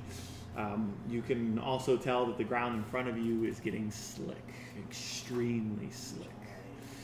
The wind seems to be quite a bit faster right around this corner, almost like it's being pulled into the section around near you. Any sort of precautions that the group wants to take, or? Claws out. Okay. So I can like.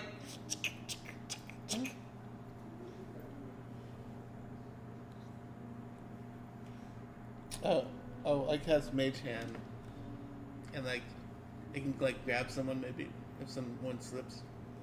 Okay. 10 pounds of force. Oh, it can stop 10 pounds of force. Okay. Sure. Why not? I just like push someone if they start falling away from this cliff. I have an explorer's back on my I'm gonna pass up some of the pitons. Two of the pitons up to Celici. Okay. Yeah, you got 2 pitons now in your hand. one piton, Well, shatter one- spike. Oh, okay. Well, yeah, one piton. What do you want to do with it? Looking around, you can tell that there's a couple of different cracks where you might be able to hammer it in for some Okay. anchoring. Can I create bonfire to try to melt Okay, I some know of the what I do. ice as we're going? Yeah, do an arc. So roll a d20 and add your spellcasting ability modifier. I create a trident so I can like use it to walk. Modified 20. Okay. You're Just using a little less slick. the points of the trident to actually do that. Sure. That'll give you advantage. Using your action to create like a fire of sorts melts a section of ice like directly in front of Salisi, but the wind is so fast that like it almost instantly blows the fire out as soon as you put it there, but the ground itself does not refreeze instantly. Okay. You I just have want it a less slick. piton in your hand and shatter spike. Yeah, just sticking in wherever I can to get anchorage as I go. Do you want to try to hammer it in, or do you want to just stick it in to... Pretty strong. I just want to hit it. Okay, then do an athletics. 15. 15. You jam it. How high are you going to jam it? Are you going to do it like down to where waist high. Tang? Okay, can you grab onto it? Pitons also work with rope, so are you going I to take... have no rope. Do you have rope? I still have my rope. I think we have rope in My rope is backpacks. hanging off of a tree into Oh, a yeah. hole. That's true. Oh yeah. That got us here. I think the Oh, rest of us have proud rope. rope. Yeah. So this is you want my rope? It would help. Alright, tying the piton up. So to get around the corner, do a acrobatics, but because you anchored with the piton and the rope, I'm going to give you advantage on it. And any better? 21. 21. It's really, really slick, and as you start to step around the corner, you actually slide, but luckily because of the piton right there, you don't get pushed. The path around the corner actually opens up. Most of the mountain around here is actually bare stone and dirt. You can tell there's no frozen snow or anything like that. It seems like the wind actually comes around and is sucked towards this great big huge crack at the back of a huge valley. The path you're on, you can see it goes back towards that crack, and there's a section of cave right next to it. It's completely pitch black, and it's about a quarter mile away, so you can't even see in that massive crack, but it seems like all the wind just gets pulled in there, almost kind of like it's inhaling, and then it just dies, and then the wind just kind of like picks up again and then rushes around that corner. But Tang, Helen's second. Yeah. Getting around the corner, I want an acrobatics, and since you're anchored down, it's at advantage. Double 18s plus 4, so 22. 22. You saw where Salisi slipped when he went around the corner, so you avoided that particular spot, but it is still rather slick. You go nice and slow, get around I'm going slow. get around the corner without any don't wanna die. problems. Tang? I'm going to time it so that the wind has stopped briefly before I maneuver my way around. Okay. Roll an acrobatics at advantage.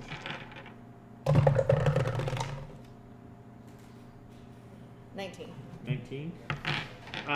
Even though you've timed it to, like, the wind stopped, you start making your way around it, and the wind starts picking up again, starts pushing you towards the end. Do a dexterity saving throw.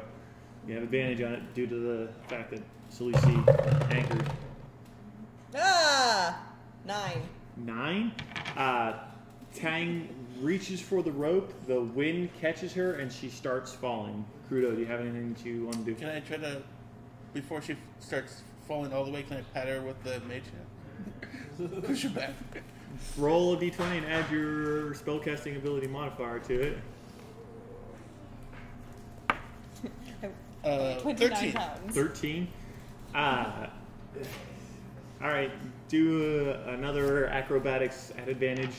That's better. 15. 15. It's not better. You start to fall and start to slip, and you all four of your claws like into the side. You're sliding down a bit. You're actually down the side of the path now, about 5 feet, just kind of like barely clutching Are you on. yelling out? I'm freaking out right now. Okay. I go back and try to pull her up. There's another thing I can do too. Okay, what do you got? I summon a whip. Okay, your packed weapon changes from a trident into a whip. Oh, that's an as action. Helen comes over, and you gonna lay down and try to like Yes. grab her. Okay. All of a sudden, Helen's hand is just right out of your reach, and there's a whip that has come down. I've got climbing speed, so I want to try and Do an go athletics, up. so it's like ice and the wind. Athletics. Yeah. 20. 20. You pull yourself up a bit, manage to grab onto Helen's hand, manage to grab onto the whip, and with all three of you guys pull Tang over to the side where Salisi and Flatten Helen are. everything down. I'm a carrier. All right, Kudos, to get around the corner. I'm gonna wait a couple seconds and summon a I'll hand her trident, off, but I'll carry her in. and then try it. Okay. Do I have, like, the latched to my acrobatics at front feet. advantage. So I'm like, looked around you. Oh, a 20. That's I don't need a reroll. That's a 20 plus 0. Yeah. With using the trident, kind of like as the leverage point, you're able to like quickly step on the spot where she cleared with ice and jump out of the way. So everybody's around the corner now. Wait, there's the girl. Lily. Lily quickly just kind of here. I might as well make her make one. Oh yeah, she literally jumps up a little bit, and you see this white flash underneath of her boots, and she just lands down on the far side. Blaster boots. Oh, cool. We need those. Can you show me how to make those? Oh, maybe when we get back to the ship. Okay. Does the staff that I'm attuned to, since it's been a few days since I bought it, seem like it got its charge back that I used? What staff? Sorry, it's been a while since we played this. Okay. Refresh my memory. When I use it as an arcane focus to cast a spell that deals fire damage, I can use one charge to re-roll a number of dice equal to my charisma modifier, but I didn't know if it recharged. So I still only have 3 charges unless I feel like maybe it got one back, because I'm attuned to it. How many charges did I say? How many charges it held? 4. 4. I used 1. Yeah, so you feel like it's gotten a charge back. Okay. Oh, nice. It recharges. Got it. Cool. Salisi, I'd like you to do a perception check. I'm reluctant to use it just in case it doesn't. 23. So 23. Looking out at the path ahead of you, it widens quite considerably in about 100 yards or so from where you guys currently are, to the point where you can't see what's around the corner down there. But you wouldn't necessarily have to worry about that till you get down that general direction. Where are we going now? It's dark in here, right? No, you're still on the outside of the mountain itself, and it's a good 500. Well, it's about a quarter mile back to where the actual cave itself is, but the path is a lot wider and it's a lot smoother and it's a lot flatter between here and there. You could tell that it kind of winds around the mouth of a mountain, but ahead of you about 100 feet there is some sort of a switchback where you can't see further back into the mountain. Oh, okay. I thought we were inside a big cave. No. The cave itself actually Outside seems to be looking. further Okay, back. Gotcha. The wind It's it's from the wind a bit. the wind itself actually seems to avoid the path mostly, and you noticed from the topography around you, it seems to be funneled into that huge crevice in the back. You guys would probably want to avoid sticking your hand out there or anything like that, because you guys can see trees once in a while will get sucked through that area. No, I'm pretty much like this as we walk. It's not as cold here either. There's no snow. All of the ground is just the brown dirt and gray of rock. Very jagged, very no life growing anywhere. Just a foreboding sort of area. I'm still wrapped around Salisi's neck like a scarf.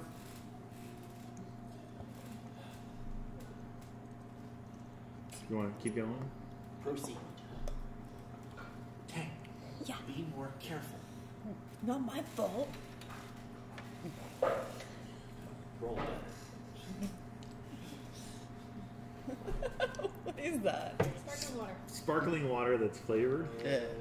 Yeah, Nasty. it's I sort paid of for flavored it, like so I'm gonna lemon, drink it. watermelonish.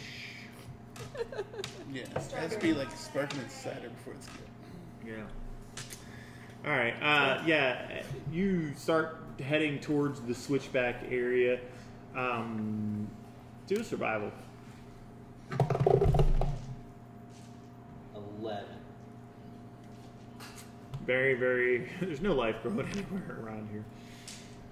You're getting closer and closer to the switchback. You haven't been able to gain any more view on it. Looks like it's a very sharp turn.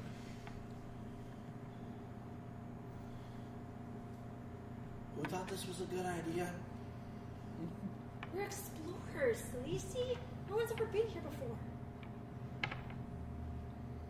Yeah. Something could hurt my day. Well, that's true anywhere we go. At least let's put our names on something. The wind rushes by really, really quickly. I tighten up a little bit. Everybody stops for just the time frame that the wind rushes by.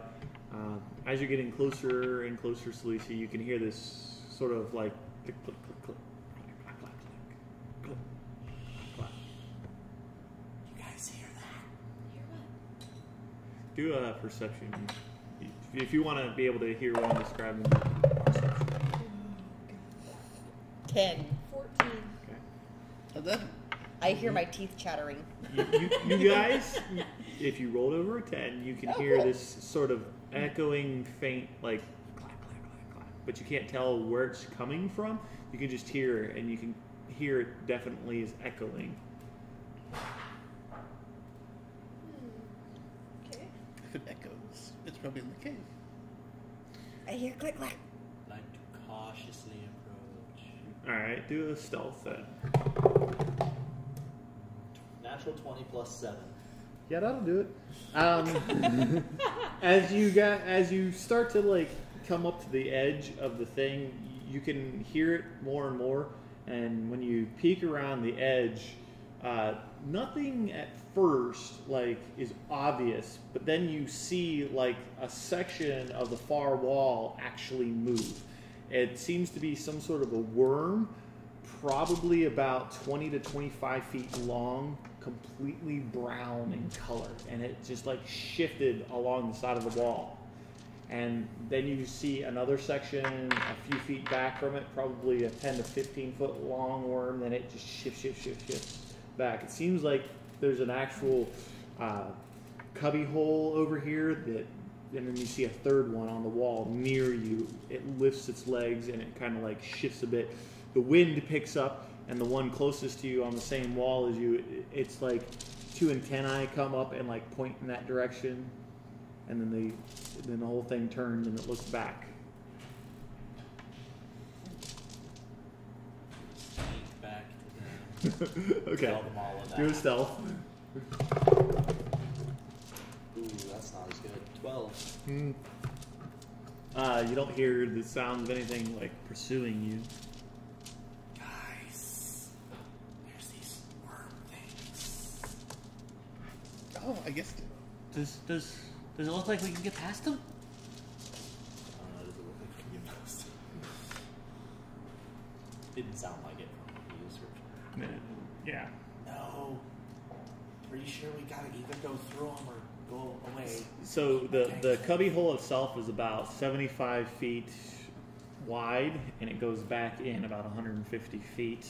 It kind of comes back into a round cul-de-sac area. Very steep cliffs, and these three things. Before you actually like retreated out of the way, you saw there's a pile of miscellaneous junk and bones at the far back corner of it. They kill stuff. They're pretty good at it. Almost as good as me. Big pile of dead stuff. How big are the worms? You know when I do the snake thing? About that big. And one of them's like twice that big. Oh man, these things are definitely huge.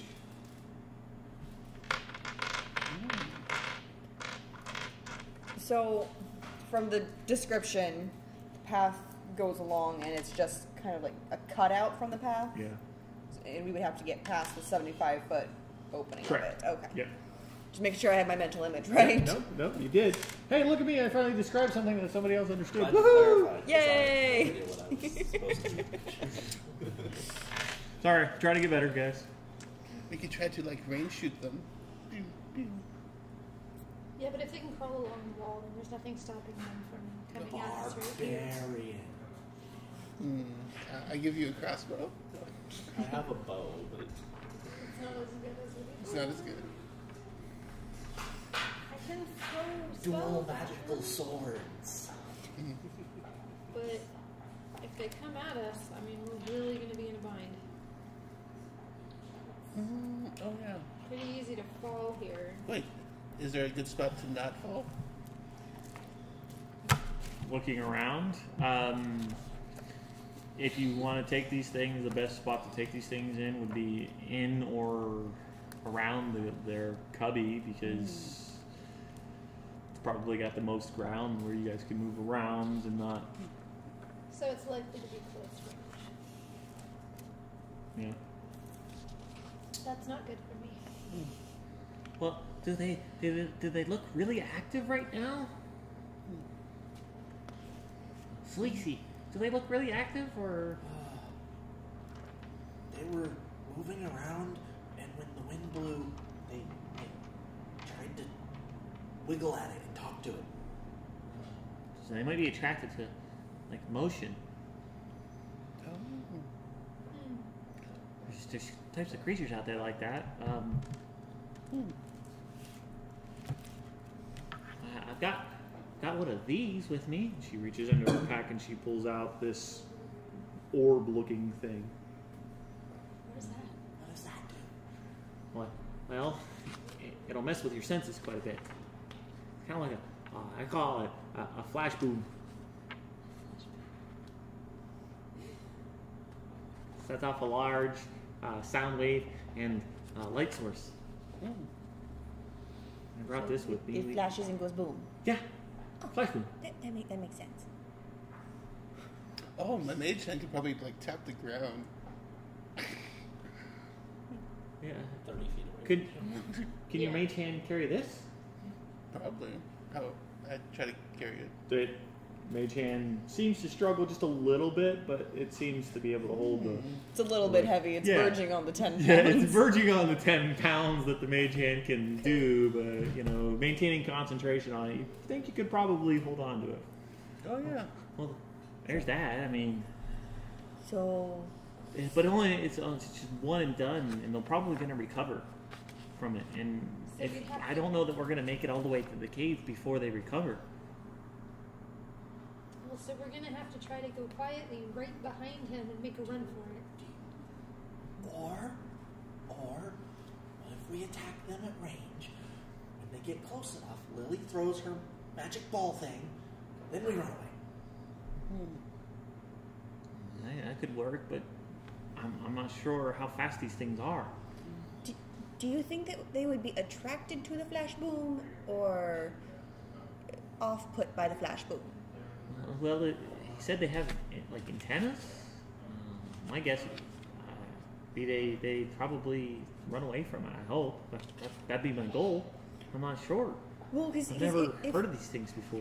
if you drop the flash boom in the front and they're attracted to it, then all the worms go towards the front. If you throw the flash boom into the back and they're attracted to it, then they all go to the back. But if they're going to run away, then we want to put it in the front. I don't know. We don't know. Put it to the side. It doesn't matter. Or throw it right in the middle and just see what happens. We're going to be running for our lives anyway. Up to you guys. You're going Wait. to have to go first. Snow's probably difficult terrain. There's no snow around this Oh, area. so- No, the whole area it's snowless. It's barren Dirt. rocks and dirt. Very dry, very drab. No life growing anywhere.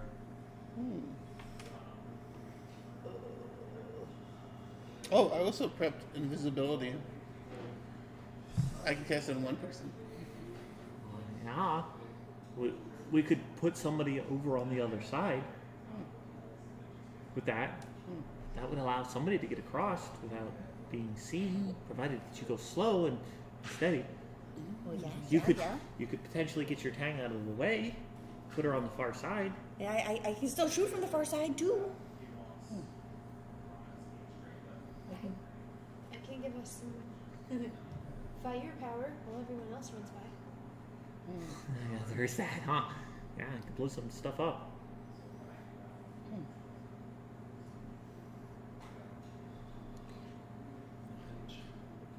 Yeah, in a pinch. But, I mean, honestly, you're going to have to go so you get to the far side, and then he's going to have to go, and then we'll follow. Because he's got to set the thing off, and then we all run. Well, it doesn't have to be him. I can Well, if Mage I can Hand's just in the like area- roll it in there. I just meant if Mage Hand was going to carry it. But it could be anybody. Are you able to maintain the invisibility and the Mage Hand at the same time? No, but I could drop invisibility when she's across, and then do mage hand. I suppose you could. But It would be rather nice though to have somebody be invisible. That way, it would be a surprise for our side. Oh, yeah. They'd only see half of the four of us running, and then we could have somebody be hidden. Oh yeah, we can send the barbarian invisible. Was my thought. You could stick with me. Whatever you guys want to do, So who's going first? we can make this work. Well, I want to know. I mean, doesn't look like there's anything around here that these things can eat. Us. But you said there's a pile of bones. Well, clearly they have to go hunting at some point in time. Do you guys want to wait to see if one of them goes hunting, or we could just hang out here? Are we sure that they go hunting? Maybe they wait for unsuspecting dummies like us to wander in. And then It doesn't look like anybody's been here for ever. Not enough things to keep them alive. That's 3 of them. fair. So they could come our way, and we have to like kill it, and then the other guys might hear it, or maybe. Who knows? What I am going to do though right now is put us on a break for a bit so that I can prep whatever you guys want to do, and you guys can think about how you guys want to handle this particular challenge, and then we will come back and see what the group decides to do. Oh yeah. So we'll be back in a few minutes. Okie dokie.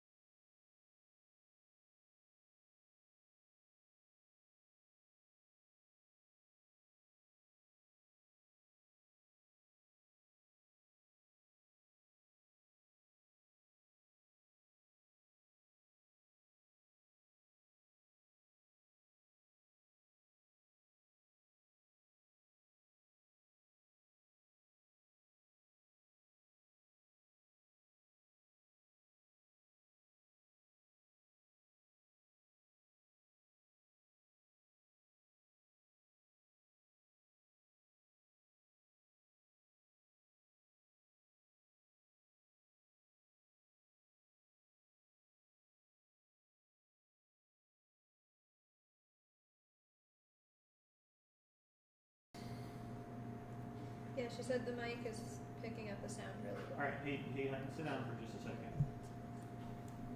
Please sit down for just a second. Assume your seat for just a minute. Because if I'm going to get this frozen shot, it's going to be a frozen shot of all four of you sitting around the table. It's like pizza. Yeah, for some reason, I can't get Rachel in this shot. Too far back. Huh? That's all right. There it is. Anyway, we're back. Camera's still being a pain in the butt. So, whatever. Now we're live streaming at least a still shot of everybody sitting around the table. It is what it is. What? I can move it back a little bit? It's fine. It's okay. It's alright.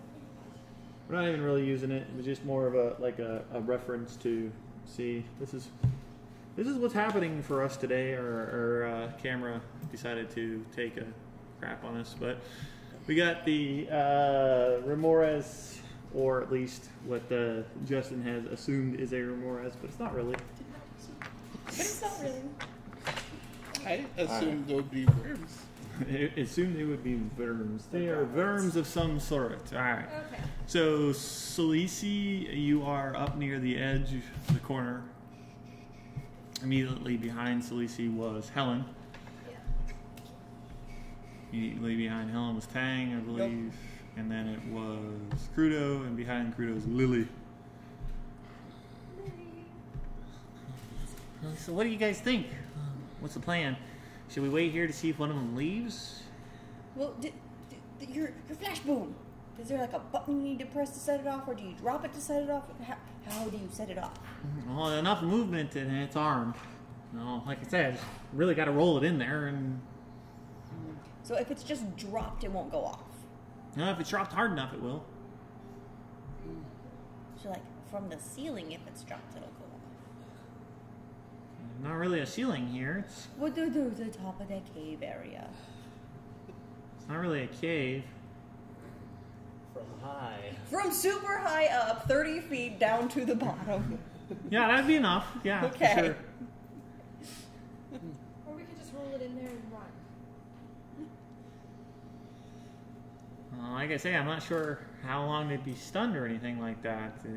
It would give us a head start. I'm just Unless really you just afraid wanna- that if we start running, the extra motion's gonna. Or we could just go in there and beat the crap out of them and keep going. I think that, yeah, just big pile of dead bodies. Maybe there's cool stuff in it. And also better ground to fight them. Yeah. Lily, roll your thing. Okay. You sure you guys are ready? Is there anything you need to do to prepare? I summoned a great. Wait, what was it? A maul? A maul? So No, not a maul. Great hammer. Great. Yeah. So that's two-handed and heavy. Wait, no, I was thinking Warhammer. Yeah. Warhammer? Okay, so that's one-handed and heavy. You use your strength to attack with that, right? Yeah. Oh, it's just it's like a longsword, but a hammer. Bludgeoning instead of slashing. Yeah. Just because I want to smash worms more than cut them. Smash them in the face.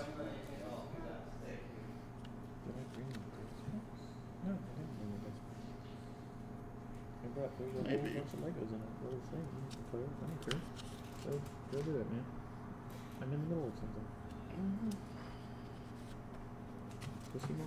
What's the other one? What are the lighting conditions in the fighting area?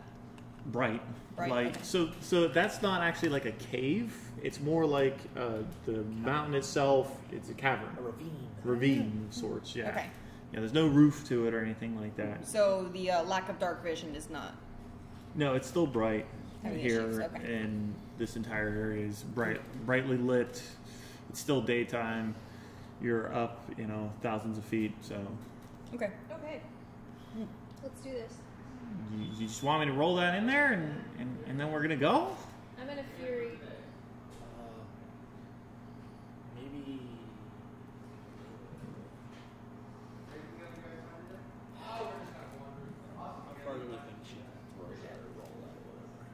I could probably roll it at least 50 feet.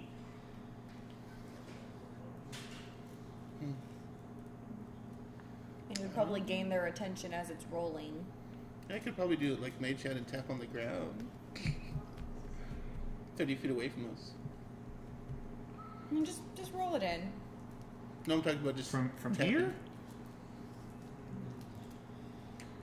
I really like the idea of using that as a backup to stall them if it's going badly. You don't want to be like, hey, here we are, by rolling it in from there. I could just walk in and throw some spells at it and see what happens. We really don't know what these things are or what's going to happen. I can heal myself if I need to. Run over and smash that one. They're up the wall a good 20 feet. I'm gonna add plus 20. Sure, if that's what you guys want to indicate where they're at, yeah. They're on the side of the sheer face of cliffs, this ravine, back in there. But if I go in there, maybe they'll come down. Okay. And you can smash them. Okay. I would like to ready my longbow then. Okay, you're gonna ready your longbow. Anybody else want to ready anything? Crossbow. Eldritch. Oh, yeah, Eldritch Blast. Okay, so what's you're just gonna I'm okay. in a fury and I'm going to go in there and I'm going to tuck Scorching Ray out. Okay. As you, everybody gets themselves ready and positioned to fire, prepping their weapons and whatnot. Helen, as you come around the corner, the one on the wall, like 30 feet away, the whole body just like seems to crawl on the wall. It like the head switches with its tail, and these two antennae come up and lock on your position. The head of the actual thing starts to lift up off the wall, which is like really weird because it's like sideways at the same time too, and it lets out this great big huge and both the other two on the other walls just pop up. Roll your attack. How far out did she get? She cleared 10 feet when it seemed to notice her. She wasn't trying to be stealthy in any way, shape, or form. I don't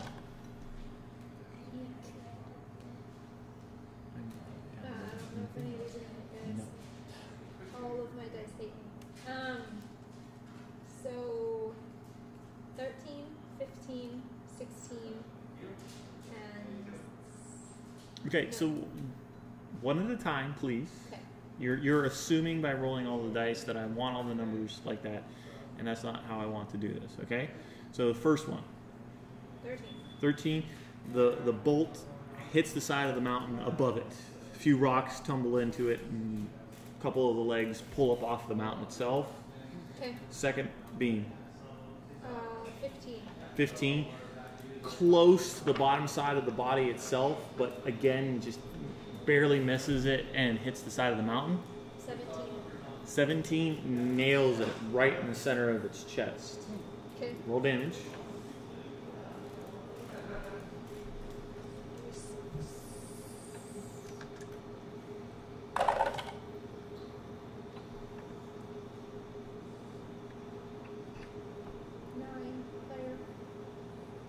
Nine fire to it. Okay. It kind of like rears up a little bit more, and you hear another vicious like in your direction. And the last 16 skims what would be like a section between the two of them. Roll damage. Oh, that's a lot better. 11. Okay. So a total of 17 points of damage to it. Or 18. Yeah. Sorry, no, 20. 20. I can math. Woo! 11 and 9. Yeah, 11 and 9. I 20. can math today. Sorry, guys. It's been one of those days already. Camera is not working. All right. So who wants to go next? Because you all had readied something. All right. Take. You got to come out because you can't be where you are. Step around the corner. Step around the corner there. Is that all the further you're going to go? Well, I figure if it stopped her right there, then that's Okay. Yeah, I missed. That was a 2 plus. Doesn't matter. Yeah, the arrow ricochets off the stone a good 10-15 feet in front of the monster. The antennae, though, do, like, right where the arrow itself hit, and then, like, jump back to where you guys are. Next. Can I make it to the other side of Helen? Like, be on her other side? Yeah, it hasn't moved off the wall yet. It's like 3/4 of its body is still on the wall itself, and it looks like it's ready to come running down at you. Alright, I'm going to fire my crossbow at it. That is a modified 20. Modified 20. Yeah, the arrow hits it right in the center of the spine, about 3/4 of the way down its body. That is a D8, and it is within 40 feet, or it should be 5, 10. Yeah. Well, don't forget it's also up on the wall. Math? It doesn't have to be that particular accurate, but let's go highs or lows. Highs. Highs, then it's not within 40 feet. Okay, that's just the D8. 8. 8 points of piercing damage to it. Okay, Crudo. I'll go out further. Where do you want to be? You go next to Helen. Like right there. Yeah. An Eldritch Blast. All right. So the first one is 11. 11, the Eldritch Blast hits the side of the mountain below its right-hand side. And 18. 18, the second one, though, you adjust, and the body itself, like, seems to be snake-like in its movement. Managed to nail it right in the center of the back. I do. What was it? Plus 4. That's 13 force damage. 13 force damage to it. Cool. Then everybody roll initiative. Lily, looking right at you. When do you want me to do it? Not yet.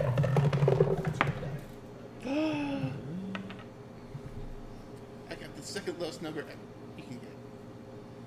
Plus 0. Did anybody get above a 20? 23. 23?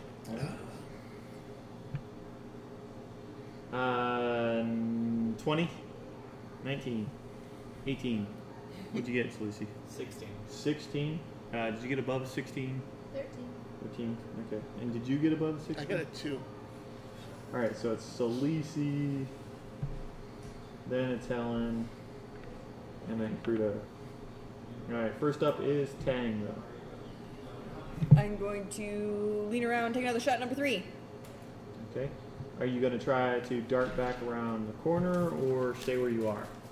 I have a Crudo meat shield in front of me, so I'm going to peer out Okay. and then tuck back behind. Take that shot. Yep. Alright. As you take a shot, highs or lows? Lows this time. Alright. The body, as it's moving down the mountain, has gotten within 40 feet of you. Sweet. That is a 16 to hit. 16 to hit.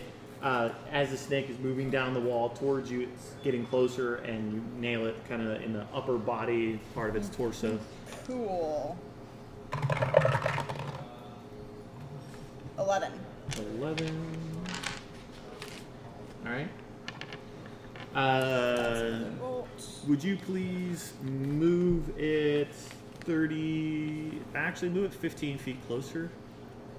It comes down off the wall. Well, no, that moves 10 feet closer then. So, like, it kind of walks down sideways off the wall, snaking its way down.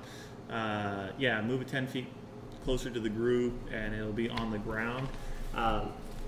You see a large section of the front end of it actually open up, and you can see rows upon rows of these little spiky looking teeth that are all like shaking at the same time. You see its throat itself actually contract all the way up its being, and then you see this massive green liquid come spraying out in front of it. I need Helen, Crudo, and Tang to make a dexterity saving. It actually like starts to shoot some green acid in your general direction. 25. Spell or magic damage? It looks like the creature might be regurgitating its digestive fluids upon you. Not magical in any way, size, shape, or form. I got an 8. 8, it's a failure. 7. That's a failure. 25. 25 is half damage.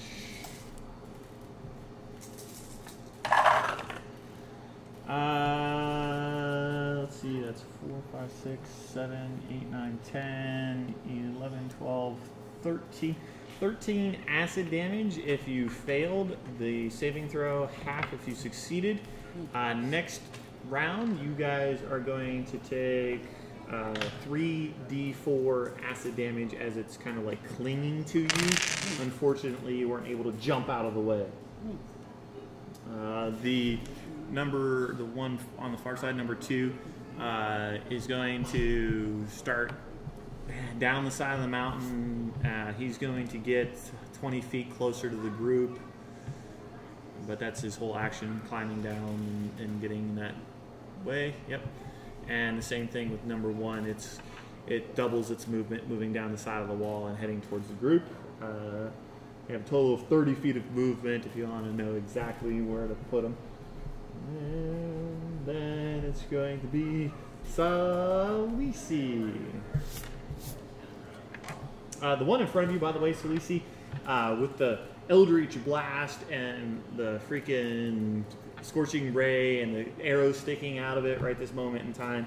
It's bleeding some green liquid from several different spots. Does look pissed off and hurt, though.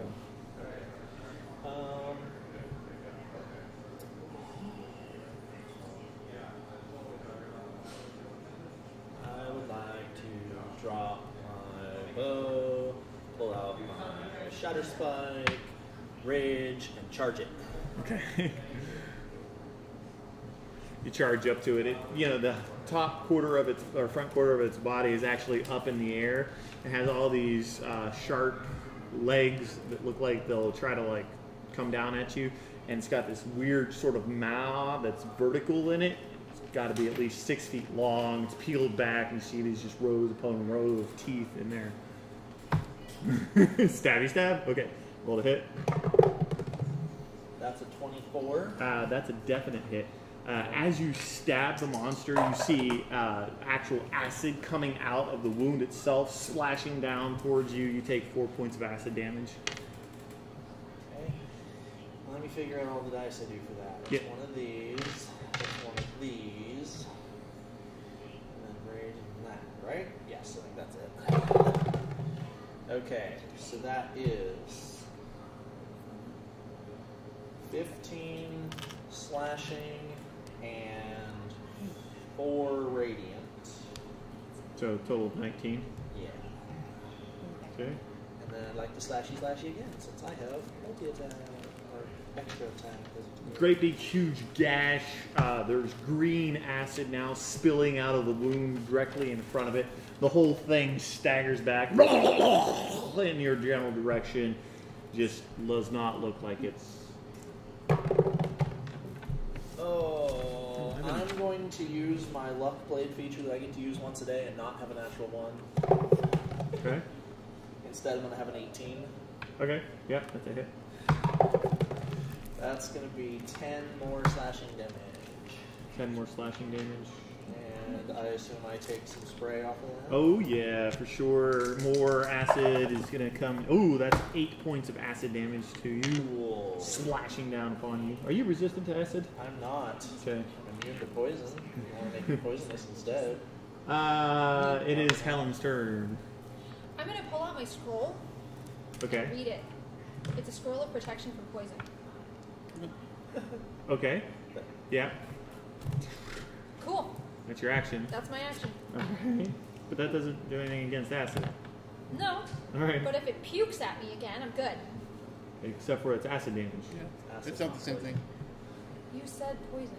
I said acid. You said when it bled on him, it was acid. No, it's like You said acid when it did the Yeah, spray that's- too, because I was thinking that it wouldn't have helped me if it targeted me. yeah. Yeah, I did say acid because I rolled d4s. Okay, then I'm not doing that. Okay. I'm It would be nice if it was poison. No, it's. We would take less damage.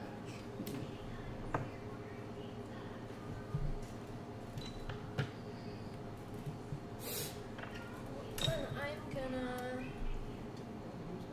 back up here so that I can peek around the corner and throw things at it and not get barfed on.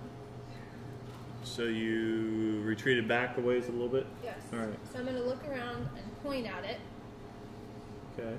And you hear the sound of a bell, so it's gotta make a wisdom saving throw. Alright. That is an 11. Cool. D12. D12. Level 5. 2d12s. 2d12s. Right. So that is 10 necrotic damage. Hang on just a second. Alright. 10 necrotic damage to it. Yeah, it's the whole thing is now writhing around. The mouth is all just guttering, screaming in your general direction. And Crudo. Oh.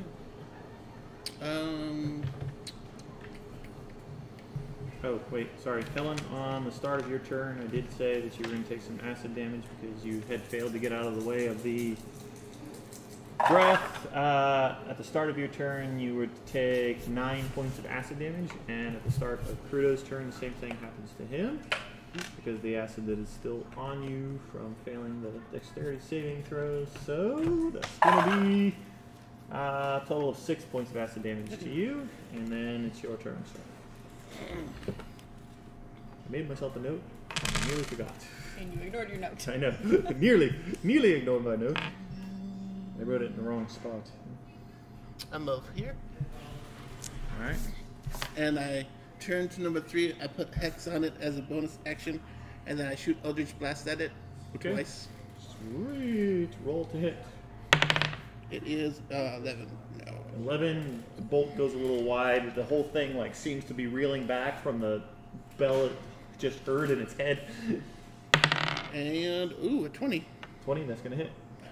Is that So natural or modified? Modified. Okay. I do. 10 plus 4, 14. 14 points of necrotic / force damage to Yeah. it. Yeah. Alright. Then it's going to be top of the next round, which puts it at 10. Yay! All right. So Definitely within 40 feet. yeah, Because it came down. Yeah. toward yeah. you. Okay. I will stick with that one. I will shoot it with my crossbow. Alright.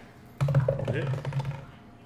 I will not shoot it with my crossbow. That's a 13. 13, the top half of the body trying to dodge out of Salisi's way, moves, trying to get a beat on it, can't quite get it. I need extra attack at some point. Anything else? I'm going to move. Alright. So that I have Behind your something, shield. so that I have something between me and the big things. You were supposed to take damage at the start of your turn. I passed my save. Oh. Yeah. She You passed her dodged. save. Oh, right. Yeah, no extra damage if they pass the thing.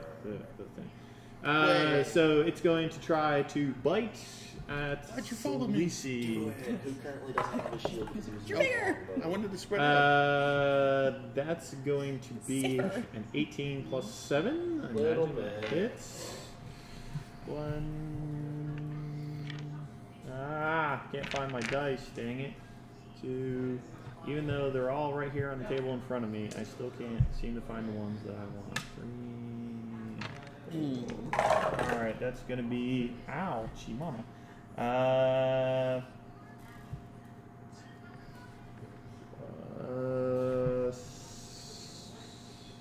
23 points of piercing damage. 12 points of piercing damage. Correct. And it's going to be 12 points of acid damage. That's number 3's turn. Number 2 has got 30 feet of movement. So does that get him close enough to Crudo? Nope. Okay, from right there, then Crudo, you got to make a dexterity saving throw as he's going to upchuck on you. Come on, my +0. 19. 19. Ooh, half damage and no extra D4 at the start of your turn. Yay! Wow, that's not lots of fours. 8 and 8 is 16 plus 5 is 21 points of acid damage to you. I'm at 2 hit points. Yeah, that guy way in the back was that number 1. Yeah, he'll double his movement, trying to get ahead to get some food. And then it's going to be Salisi's turn. Is this a new round? This is the second round. Yeah. Okay. I did say this was the start of the second round. Yeah. I'm sorry, I was thinking about what I said. I will mark my region. It's okay. Trying to be proactive. I appreciate it. I will pull out my shield and then hit it with my sword twice. Okay. Yeah, I will, because that's a 27. That's a definite hit. You're going to 18 take... plus 9. Yeah, you're going to take some acid damage from that, which is 7. 7. Yep. Alright. And that will be 8, 9, 10, 16, 22 total. So it matters. 22. There's a large gash down its side now. The whole thing, you've split open a huge slice in the middle of it, cut off a couple of its legs, and it's leaning to one side back. It's letting out a guttural sort of a yell at you. Hit it again. All right. 21. 21, that's a hit. That's gonna be an additional 6 points of acid damage. Okay. And that one is, that one is minimum damage of 9. 9 points of damage. It's got a couple more legs come off. The whole thing seems to be like trying to backpedal at this point in time. And like of you, I actually forgot that you were supposed to be grappled and restrained when it bit you. Damn it. But, Was I? yeah. But I didn't do it, so no worries. Helen, it's your turn. D4? Huh? D4? D4? No. That's over? Yeah. It was Okay. only one turn extra. Oh, good. I did next turn. Crudo does not look good right now. I'm at 2. Next turn, I'm going to do Cure Wounds Unless I get and... hit, I can't do much Healing. about it. Double so healing. I'm going to create bonfire underneath the one that Celeste is fighting. Okay, so she's got to make a dexterity saving throw. Yes. Yeah, that's a fail.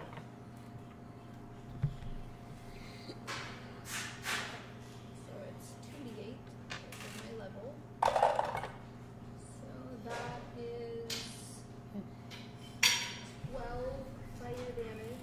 So Lisi, the fire just kind of like appears underneath of it as it's trying to like push its body away from you. It pushes itself right into the fire. It starts to catch fire. You hear it just, it fails. The whole thing just starts to sway and fall over dead. Yay. What's it? With I'm fire. not unconscious this turn. I'm not going to concentrate on it though. The start of Crudo's turn. Crudo's going to take some acid damage. Oh, is it 2 turns? You pass. He passed the last one. Yeah, he did. Okay, that's right. Never mind. So, for my turn... Let me erase my note that I still have from the last time Crudo got hit. So you forgot it on the one that did count. Yeah, and I know. remembered it on the one that didn't. Hey, it's all right. I'll make So, mistakes. I'm going to Healing is cast out, right? Cure Wounds on myself, Okay. which is 4 plus 7. That's 11... Wait. No, 12. Plus 4 is 16. 4 plus 7 is 11. Oh, Plus your charisma 4. modifier. It's 16? Oh, wait, no, 15. 15. Yeah. 15 healing. I would also like you to make a Constitution saving throw or a concentration check because I did hit you with acid yeah. breath for Hex. And I'm a Wordcaster, so I have advantage. Yay! So that's... First one's a 1. The second one is 16 Okay. plus whatever. All right, that's fine. All right. You Wait. used your action. What- Do you want to use your Bonus action is called Second Wind. Okay. Excellent. So I gain... What was it? Second Wind is... 1d10 plus your fighter level. So 3 more, so that's 18 plus... So I'm at 20. Yay. All right. Top of the round is Tang. Yeah. Oh wait, and I move Oh, okay. You want to run? right here, Oh, He doesn't okay. want to run. Closer. Okay. and I put on my shield. And I'm like, I hope I survive. Okay. Okay. Well, I walk into its mouth. Pretty much. Lily's like, now, now. Yes, now. Okay. Yes. For the love of all that is good in the world. I cover yes. my eyes with the shield. what change I was gonna do? What were you going to do? I was going to be healing him, but he healed himself. Yeah. Yeah, but I'm still 27 down from max. Metagaming. Do your thing. I was gonna Wait, wait I'm till still you were bloody, probably, unconscious. right? 20 out of 47. A bit. Yes, I'm bloody. I'm going to take a shot with my crossbow using one of my second level spells Okay. and Cool. shoot an acid bolt. You're going to transform the bolt into a magical Yes. energy source, not cast a spell. Well, What effect are you I gonna need to try? work on the wording and No everything, worries. but I'm going to send an acid bolt Okay. All right. through the crossbow Okay. into number 2. All right. Roll to hit. It's 11 plus 7, so 18. You connect. Okay, that's Melf's acid arrow, so that is on a hit takes 44. Wait, I used that. 4, 8, 12. That's 12 acid damage immediately, and then 2d4 at the end of its next turn. The bolt bursts right into its chest and off of it. Seems like perhaps this thing might be immune to the acid because it's got like an acid that it regurgitates upon you. It lives in this very rocky terrain. So it is my turn. Number 2 is actually Tang still there on the map? Yeah, Tang did that. All right, Plus, number. Yeah, did you move? I'm going to try to make it over here, so 5, 10, 15, 20, 25, right there. Just straight line. Just straight line. All right. Well, its front half is gonna Probably curl gonna try and towards turn. her. Yeah, like that ish. Yep, sure. I That can works. draw it curved. But Yeah. It's just. All right, and it's gonna puke on you, Tang. It's going to puke on me. Ew. Yeah, it's gonna puke on you. So dexterity saving throw. Not either. 25. Wow, half damage. Jeez. You don't do Let's see, that's going to be 4, 5, 6, 7, 8, 9, 10, 11, 12, 13, 14, so 7 points of acid damage to you. Number 1, though, is going to try to bite at Crudo. That's a 17, Crudo. Does that hit? Nope. Ooh. I have high AC. Comes down, bites down onto your shield. You kind of like wrestle with it for a moment, and then you yank your shield out of its mouth. Salisi. Oh, the worms are smart. They tried to attack me, but then tried to dodge Dex her. Well, she was running too. Oh yeah, that's true. Seems like some sort of like animalistic instinct to just barf on whatever's running nearby them. I would like to mark my rage down so I don't forget.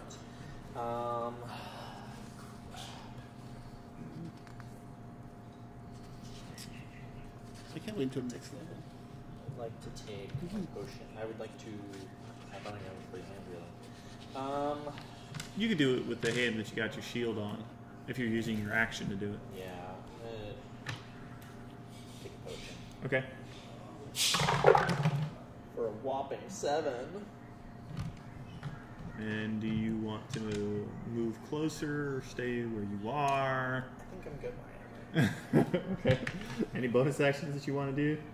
No. All right. No bonus actions. All right. Then it's gonna be Helen. Alright. 5, 10, 15, 20, 25, 30. As I'm walking over, I'm going to yell at it to pick on someone its own size. Okay. Sort of. And then Hey, you! Pick on somebody your own size. bonfire underneath him. Which number 2? All right, so that's a dexterity saving throw for number 2. Who's gonna get natural 20 plus 1, 21. I'm gonna concentrate on it. Okay. It just doesn't take the damage immediately. All right, Crudo, you're Unless up. it's belly up. Yay. For Something. bonus action, I transfer Hex to number It's actually just a round. 2. Yeah. So I have a Hex on number 2. Yep. And I assume when I moved there, he was like right here, so I assume he was like turned like this. Yeah. So I'm going to hit Green Flame Blade on number 2, Okay. Yeah. and then bounce to number 1. Sure. Just for my sanity, I'm between them. So that is 15 to hit. 15 to hit.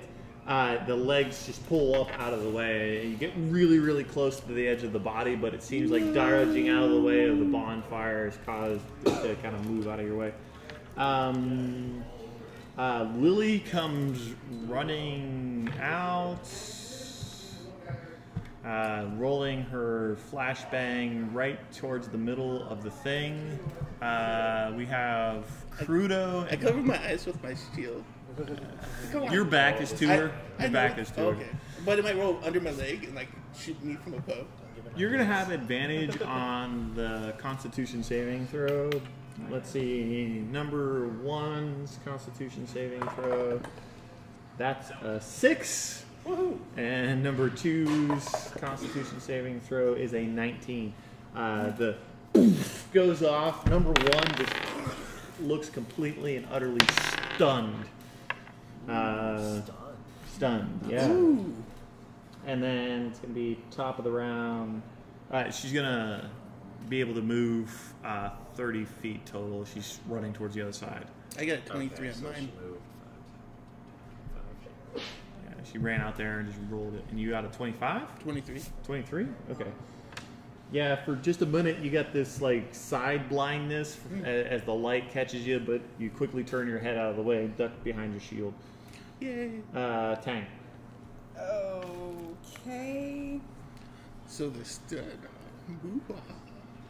If only I could hit them.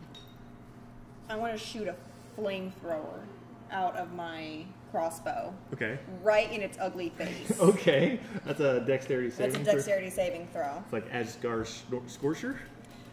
Burning hands. Burning hands. Oh, that works. Yeah, even better. I like that description. That's a 13. That would be a fail. Nice. Okay. So that is.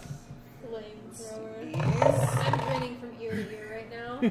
That's amazing. 11 fire damage. 11 fire damage to it. Yeah, it wriggles up out of the way of the flames as they catch all of the front of I it. saw the bonfire burning. So, oh, good idea. Great idea. Nice Great fire idea. tag. Alright. So at the start of its turn, it's got to make a dexterity saving And throw. At the end of its turn. At the end of its turn, okay. Unless it moves. Yeah, unless it moves off the space you put it in. Which one of the spaces did you put it in? Yeah, with a huge creature like that, you put it right in the middle. Right in the middle. Like Yeah. right under Well- the 2. Well, it's gonna curve itself around the bonfire, but not leave Crudo's threat range with its back end. You understand what I mean? It's just gonna kind of like not be standing still because it's a big worm. It's got a big U in the middle of Oh, it. maybe we can go like in a Kinda circle and like throw go its around it. body over kind of thing. Yeah, essentially. It's a cantrip. Whatever. Okay. Just trying to describe it accurately so you understand why the monster's not. I'm gonna stop concentrating and Okay. I'm gonna burn it again. Okay. It's going to instead take a bite at Tang, right there in front of it, that just burned the damn thing. That's going to be a modified 20. Shield. Ooh! It clamps down on the shield, trying to get a bite, breaks a couple of teeth, pulls its head back. Number 1 is completely stunned. He doesn't get an action, incapacitated. And we auto crit on him? No. No, not with them. Attacks target, you have advantage. Oh, okay. Oh, that's the whole person. Yeah, can't take actions or reactions. That's all it does. Then it's gonna be Celeste's turn. Cool. You can tell that the one is stunned, Celeste. Yeah, I'm going to charge number 1. Charge number 1. Okay. And I'm going to whack at it with my sword and probably knock myself out. You have advantage on it. That's a 22. That's a hit. You're going to take 7 points of acid damage due to connecting with it with a melee attack. Alright. That is 8, 9, 10, 11, 12, 13, 14, 15, 21. 21 points of damage. Great big huge gash opens up down the side of it. Hit it again. Knock myself out. Okay. Natural 20. Natural 20. Woo! 4 points of acid damage. Okay. Are you still up? Yeah. Yep. Nice. What the? Ouch. 2 ones. They match. We're not on camera. It's double. So eat it. That's 10 whole minimum damage from my natural 20. That's alright. It's better than nothing, man. Couldn't get it on the first one, so I could roll my other die. Right? Okay, that was Celeste. Oh my god, that It is sucks. Helen's turn. You stopped Alright. concentrating on the I did. I thing? said pick on someone your own size. Alright. No one hurts my turn. Anyway.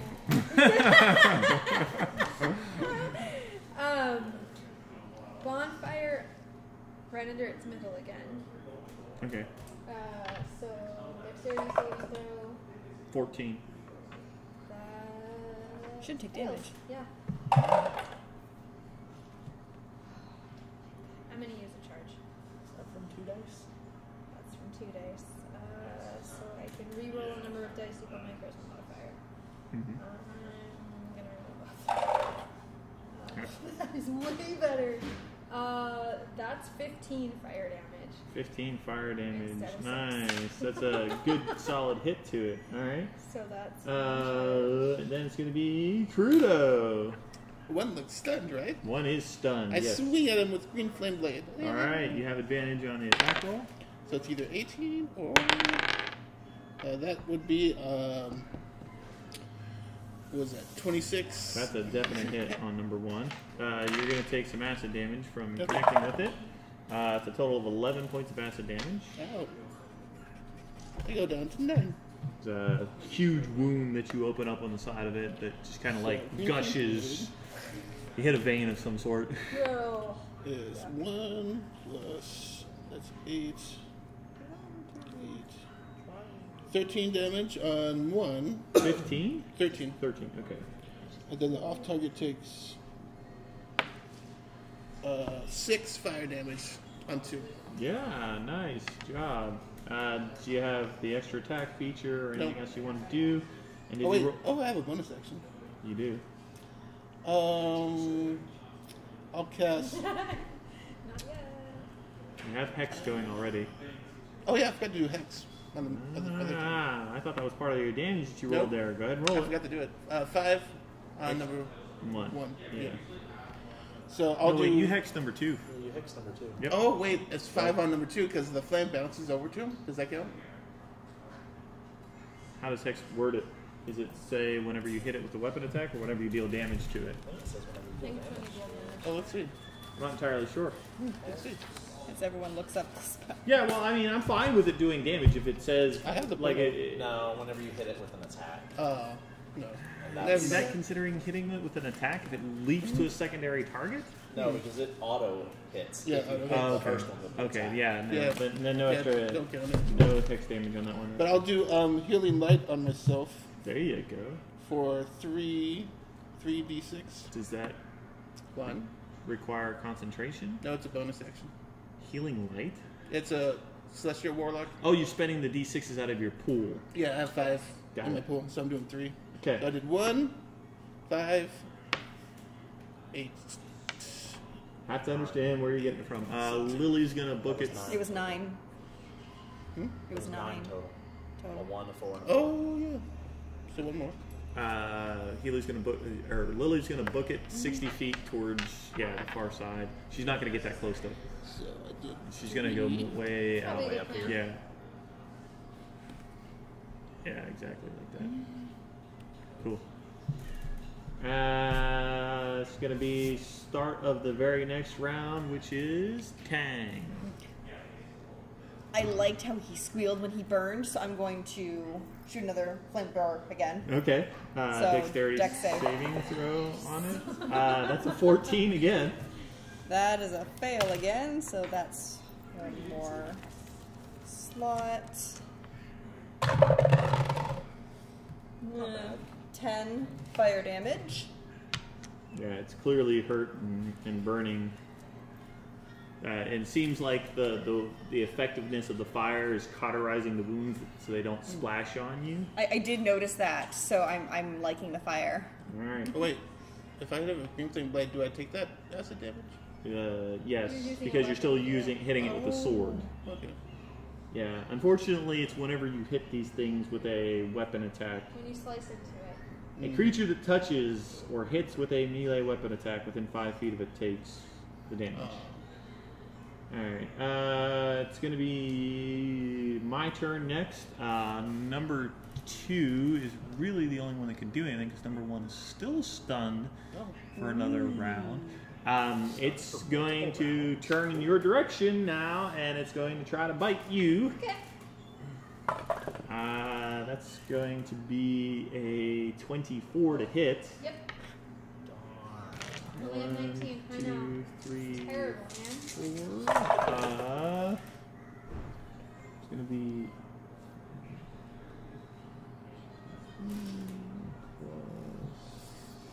28 points of piercing damage. So 23. Yeah. No, 22 because 6. So There's some acid damage that goes with that, so you're not done yet. 10 points of acid damage that go with that. It's part of the same attack. I just separate it because it's easier. alright, well, I wanted to try to heal him before. That's why I was. That took you completely down, even with reduction? I was at 25. So yes, Okay. I can't do anything. Alright. Number 1 is still stunned, Salisi, but you can tell it's shaking it off, and it's probably going to come around next round to being able to track you better. It is your turn.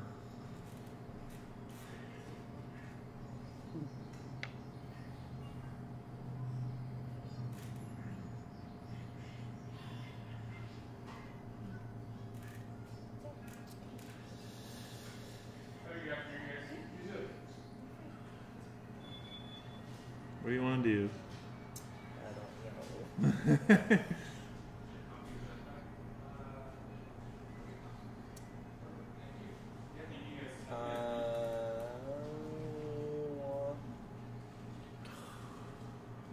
I'm not sure it would be real smart, so alright, I guess I'll hit him. Alright, you're still stunned, so you have advantage on it. 23. That's a hit, sure. Huh. 7 points of acid damage.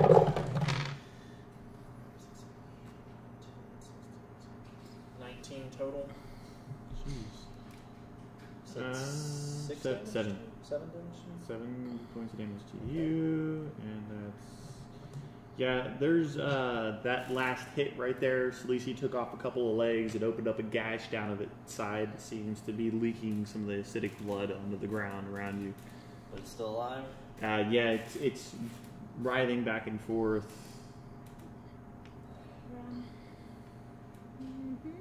It's still stunned. It's your only chance to hit out of range of it. Well, it has enough movement to chase me down, probably. Oh no, I guess it doesn't. Get over to Run touch away! range. Okay. It didn't die! It didn't die! Do you want to slash at number 2 as you run by, or...? Nope. Okay. He's gonna get hit and be down, I think. Alright. So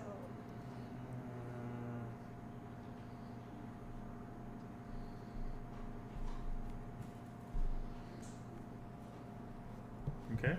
Dang! I hurt! I hurt! It's Kellen's turn, which I believe is a Death saving death throw. saving throw. natural 20. Oh, Yay! You recover with I'm one not hit even point. joking. You recover. You come to with 1 hit point. The Phoenix doesn't like me. That's at the start of your turn, isn't it? No. That They'll say takes your throws turn. the end of your turn. 'Cause Okay. you don't get to do anything else while you're All done. right, and then it's gonna be Crudo. Can I at least stand I'm gonna swing at the stun one still, up? right? No, I'm gonna pretend I'm still dead. Sure. If it's what you want to do. You have advantage on it. Yeah. It's shaking it off, and it seems like it's gonna come around real soon. So it's either 1 or Like that. 11. It'd be 19. That's a hit for sure. 7 points of acid damage. Okay. I go down to 11. I do 7 plus 6 would be 13. Plus 5 is 18 to number 1. 18 to number 1. Did you green flame blade this time Yeah. around? Okay. And number 2 is going to take some extra damage as well. 2 takes 6. 2 takes 6. Okay. Lily. Let's see. Where's Lily at? Right there. Yeah, she stops. Starts coming back. Is Helen within 30 feet of her? Yeah. Yeah. Okay, so she's gonna shove a try-one down Helen's throat. Kill her and then Gonna heal her. knock her out. Does that work? If you die? Yeah, you take that much damage, so that's that, plus...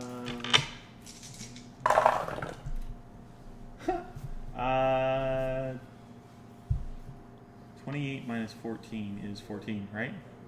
Yeah, so you heal for 14. Just The so world goes much dark that and it black. needs to kill me. The world goes dark and black and... You come back with 14 hit points You instead come of back 1. up with 14 hit points. It's going to be top of the round, which is Tang. Alright, well, you're looking Number 1 is shaking. slightly I'm better still than... pretending to be dead. But you're not bleeding quite so much. I'm going No. to reach out and, You did see some of my wounds. A little bit. and cure wounds. Okay. What level?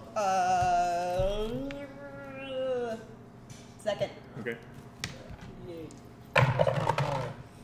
That's good numbers. So 15 plus spellcasting? Yes. 15 plus Intelligence. intelligence, 5. So 20. 20. Nice. That was a good cure wounds. Number 2 is going to take a bite at Lily. That's a natural 1. Well, that's good. I thought you Nice. were going to say something else, and I was going to cry. That's a natural 1. Don't be So, slaves anymore. so that's a complete and utter miss. Number It 1 bites its own shakes tongue. itself completely out of the stun and is able to act, but it is Salisa's turn. Okay. I rolled a random d4 to see how many rounds they were going to be stunned. So Nice. That,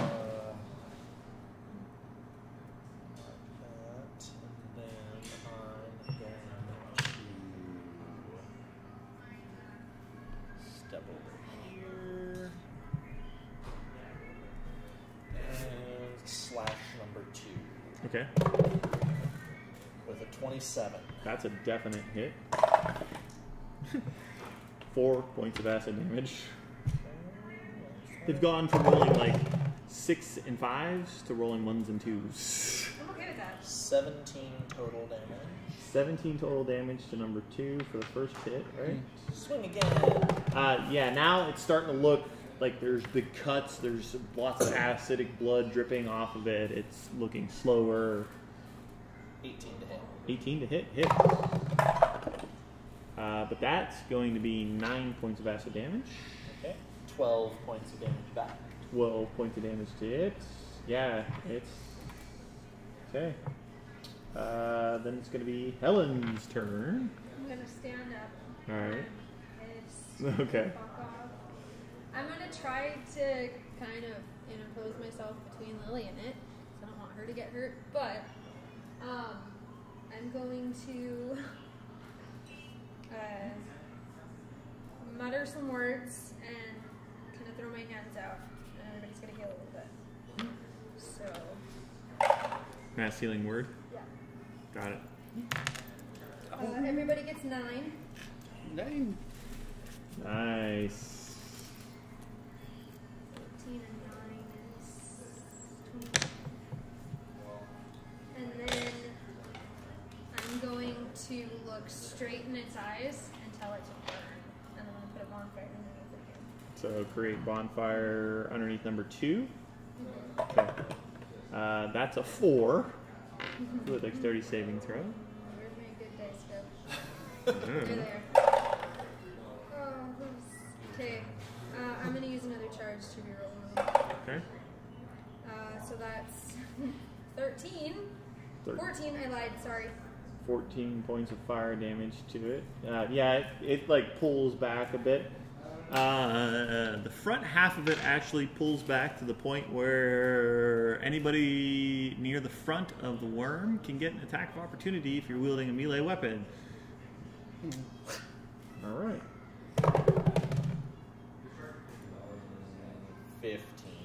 15. It just barely at a tip of the sword, just connects with the scales, but doesn't Can I do quite. that with my quarterstaff? Yeah. Focus, so I have to be holding it. Well, arcane focuses aren't meant to damage things. Really, to tell you the truth. It's still a staff. It's an improvised weapon. Yeah, you can roll and hit with an improvised weapon. It's not designed to be a weapon. Quarterstaff and arcane focus are two different things. Quarterstaff and magic staff are a little different. Yeah. It's a +1 quarterstaff, so that's why. But okay. Okay, your quarterstaff is not your arcane focus then. I thought it was one and the same, It's honestly. the same thing on this one, because when I use it as an arcane focus to cast a spell, Okay, well then roll to hit. that's why I was confused, because I have to be using it as my focus. It's strength, so that's just a 16. So 16, that connects. Does it? That's going to be 10 points of acid damage to you. Okay. One-handed or two-handed? One-handed. Just One-handed. One-handed. Yeah. D6. So that's 7 points of bludgeoning damage. 7 points of bludgeoning damage to it. Okay. And you take the 10 points of acid damage to you. But that's the first time I've been hit this turn. Uh-huh. So can I absorb Yes. 6 of that? Yes. Okay. So I had. You're using your reaction, however, using my to reaction. attack it. So just the absorption Yep. gets applied here. So that was 10, so I only take 4. Crudo, you're up. Got it. Now, can I shoot at the head of number 2 and not take melee splash damage? Shoot at it with what? Eldritch Blast? That's not a weapon attack. You wouldn't take the Oh, damage yeah. anyway. Yes. But you do have disadvantage. You 'cause you're in can melee do with it, but one. you'd have disadvantage on it. Yeah, I'll do a disadvantage shot at number 2. All right. Just so I don't take splash damage. And it has Hex. Yeah. 19 is the high number. What's the low number? 10. So it's 17 17 still connects. for the first blast, which is a The D- second blast. Because the first. Now Oh yeah, that's disadvantage. right. That's right. Disadvantage. Never mind. Sorry. So Sorry. Yeah. So It D10 plus D6. it is 9, 10, 11, 12 plus 16 for the first one. 16. Okay. See if I hit it with the second one. It's still standing there, but the whole thing is kind of like wavering and barely holding on. 15 or 18. Oh, jeez. That's a 22. That one hits as well. With my disadvantage. No splash. 10, 14, 15, 16, 17. 17, number 2 comes crashing down. You blast its head up, and it blasts its head up, and it kind of like crawls backwards, falls to the ground, all of the legs That's some good rolling. shaking. Lily. Oh, and as a bonus action, I transfer my Hex to number 1. Okay, sure. Lily reaches in to her pouch, she pulls out a potion and hands it to you. Drink this! Cool, because I realized I'm not furying, so I couldn't absorb that, so I took all of it. Okay. And then it's going to be top of the round, which is Tang.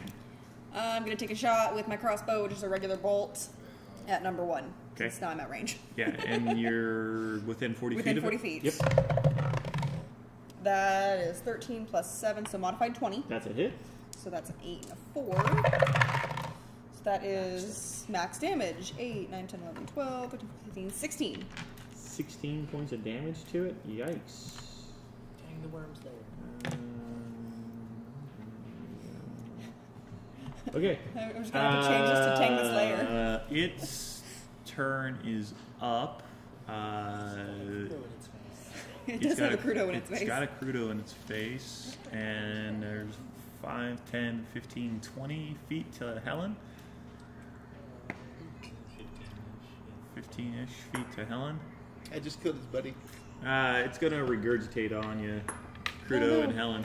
Dexterity saving throws. No, I have +0. No, get out of the way! It's going to puke! I got a 1. A 1? Fourth one you've rolled today. Fire that die. Here, take one of these. Are you kidding me? 1, 2, 3, 4, 5, 6, 7, 8. Oh, yeah. Dead. Cool. Cool. I get to roll 64 on that, and it was 1, 2, 3, 4, 5, 6, 7, 8. That's awesome. That's not awesome. Bad dice. And fantastic, I can actually drink this potion Bad now. dice. All right, Salisi, you're up. I don't know if I would fire this because it just disadvantage hit twice. So this one looks pretty bad. 'Cause I Yeah, waited on it a it's couple times, right? it's holding on. It's like it looked like that was kind of like its last ditch, sort of. Then I charge it. Keep Alright. it while it dies. Yeah, puking while it dies. Knock off my rage. I keep this out because I'm about to take some damage. And I go reckless. Ooh, And that's a 26. that's a hit. That's gonna be 5 points of acid damage. Okay. That is going to be a return of 6, 7, 8, 9, 10, 16, 17, 19. 19 points of damage. That is exactly how many hit points it had. So, and the immortal words of our famous show, how do you want to do this? As I'm running toward it, I want to jump as high in the air as I can, kind of toss my shield to the side and come down on it and cut it in half. And yell at it. Splashing. No one hurts my Tang! That one actually didn't. The other two The, did. Hey, the I'm front ready. half of the body comes slamming down to the ground, separate from the back half of the body, which because kind of sways in the middle of the air, and then it just slumps. Acid just kind of splash onto the ground around it. And then I immediately want to go get my shield and my bow. Okay. Drinking it right now. Right now. Okay. Right now. It is a greater healing potion. we could rest. 4d4s. Short rest. 44 plus 4. So you guys have successfully taken down three brown, purplish worms of some sort that sprayed acid and tried to eat you guys. Do you guys want to go investigate its home? Or the body of corpses? Skeletons? Yeah. I want to go poke around the body of corpses. The body of corpses. Yeah. I like it.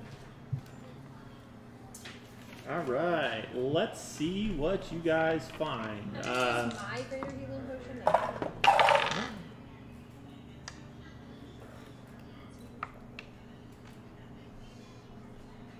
All right, do you guys want to start poking through the pile of stuff that's around there and trying to dig out the treasure versus the bones and armor? Yeah. Yes. Because you can tell that there's humanoids, lots of animals, large-sized bones amongst these things. They have feasted on probably anything and anything that they could literally take down. Yes. Digging through the treasure hoard, or the bones and the trash and the refuse that's left there, would take the better part of like an hour to 2 hours. So you guys can do a short rest during this time frame. I would very much like that. I would very much like my spell back. That's great.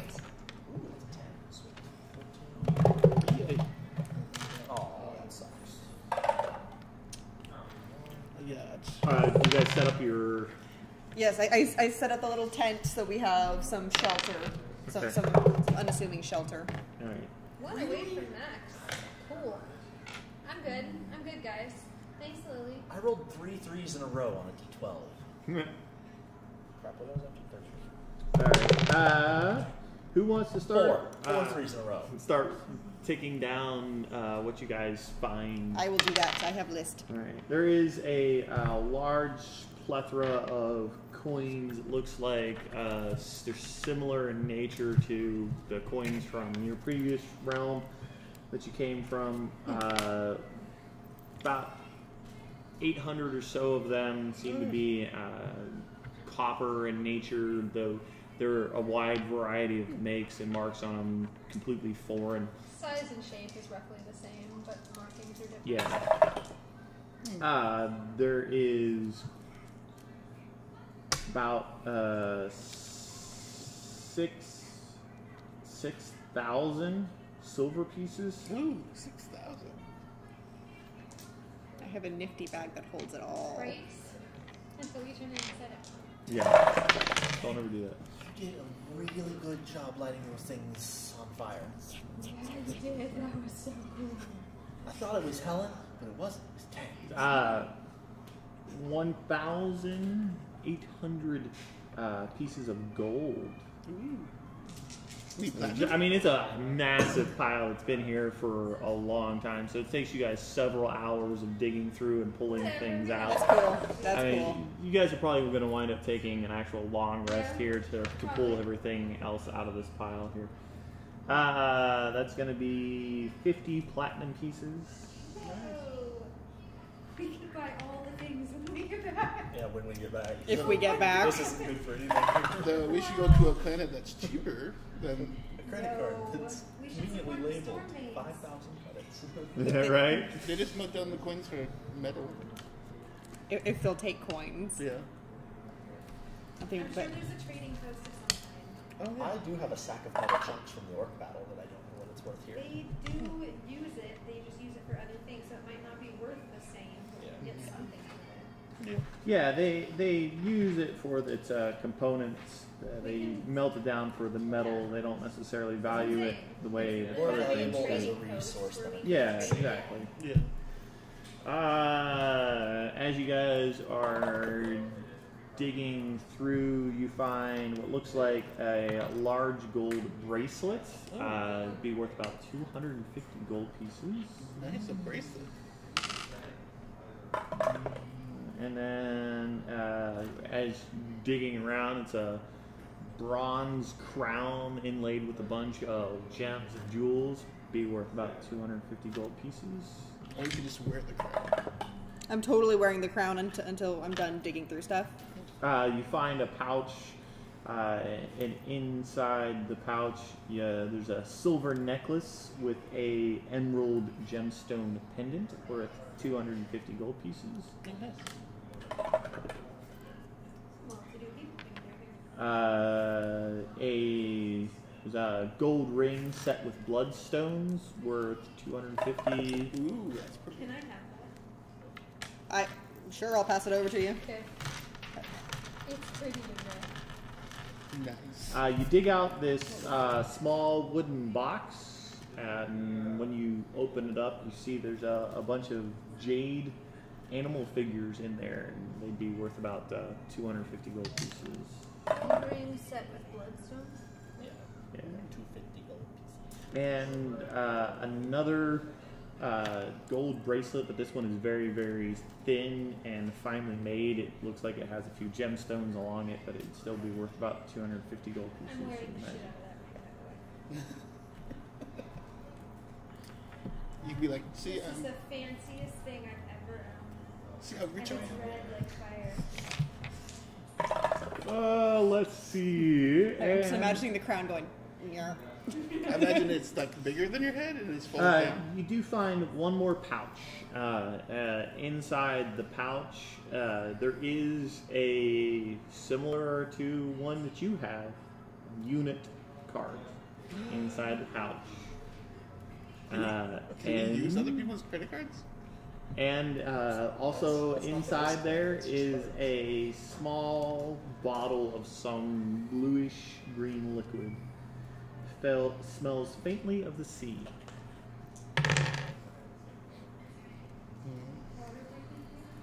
Probably. Oh yeah, water working. I think. Could be something. You can shoot water out of your face. I want nothing to do with it, whatever it is. Water breathing. Water breath. There we go. Yes, I do have that bag. It's just a different configuration.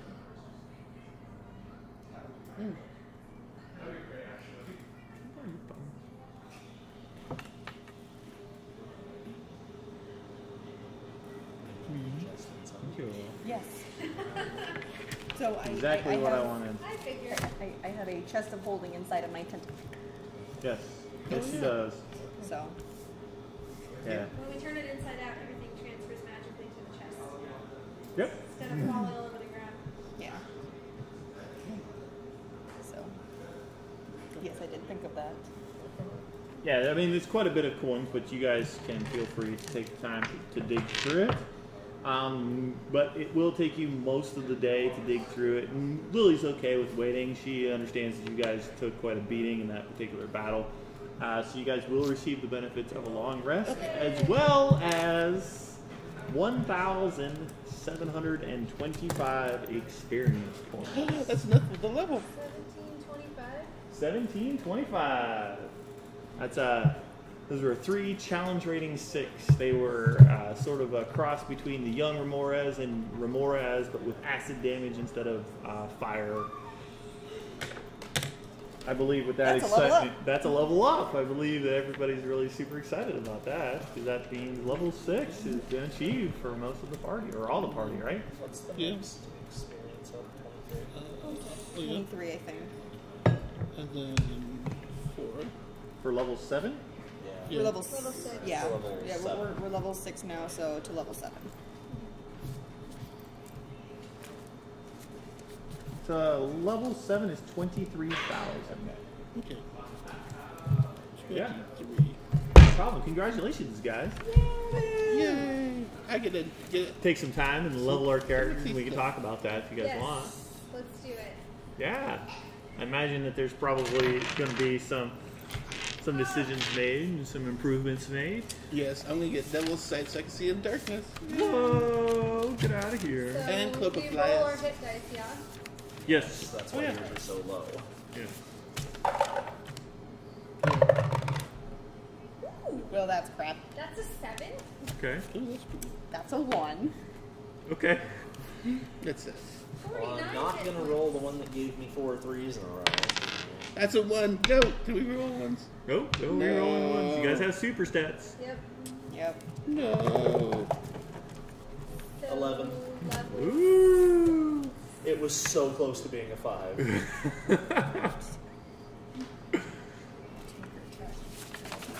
So Oh, party. worldly patron teacher. Ooh. Oh, nice. So we gotta figure out what that is. I thought we did. I thought you thought you had something for level 6. Oh, that's right, the thing. You did say that was okay. I forgot we said on that. Improved. Yeah, you wanted to get it figured out because you were really super close Because to 6. we were getting there, yeah. And so Okay. you got to figure it out. I just have to actually write it out because I don't think I wrote it out. But I Okay. just have to copy it out of the book except for make the change Yeah. in the element type. By the way, I'm giving myself the title Bane of Worms. Because why not? Dragon Okay. Slayer, Bane of Worms. It's my goal to have as many titles as Daenerys Targaryen. Great and powerful. My name in and of itself is a title, I just haven't figured that out yet. So, I'm losing agonizing blast. I get another spell. But I'm gaining cloak of flies. I should warn you guys. Cloak of flies hits everybody around me for poison damage in 5 feet, including you. Yeah, you can't discriminate. You can't, like, you know. Yeah. choose who's going to hit and It who's hits not going to hit. everyone near me when they start their turn near me. So I can run up to a group of enemies, and like everyone takes 4 poison damage on their start of their turn. Wow, that was a Lily comes up. You guys, wow, that was a heck of a battle, huh?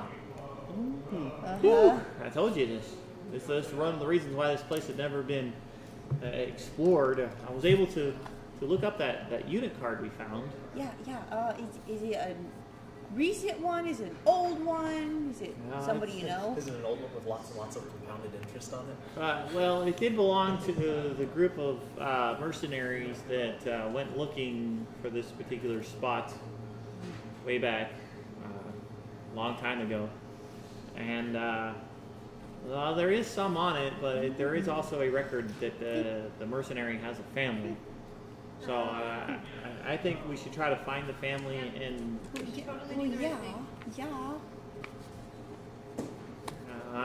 There's not much on it. It's only got 200 units on it, so it's not that much.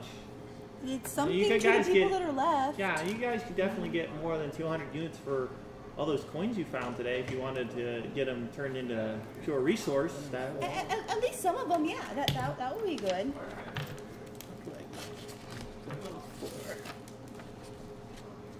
I'm taking the fly spell. No, level 5. flying barbarian in the future. I get. We're flying warlock. Have I 3 can cantrips? throw fire. I don't know. Hmm. Probably a little of both. Okay, I get. So we're just That's learning nice. 2 spells at each level. Do you have Xanathars over there? Yeah, I do have I want to Xanathars. copy the thing. One more spell. I thought we wrote it down that you were going off of the ranger spell chart. Well, yeah, I've got the spell chart, but But you learn said like a learning- wizard. yeah, Yes. learn like yeah. a wizard. So Yes. learn 2 more spells, everything will level up. Intelligence modifier Well- plus technology.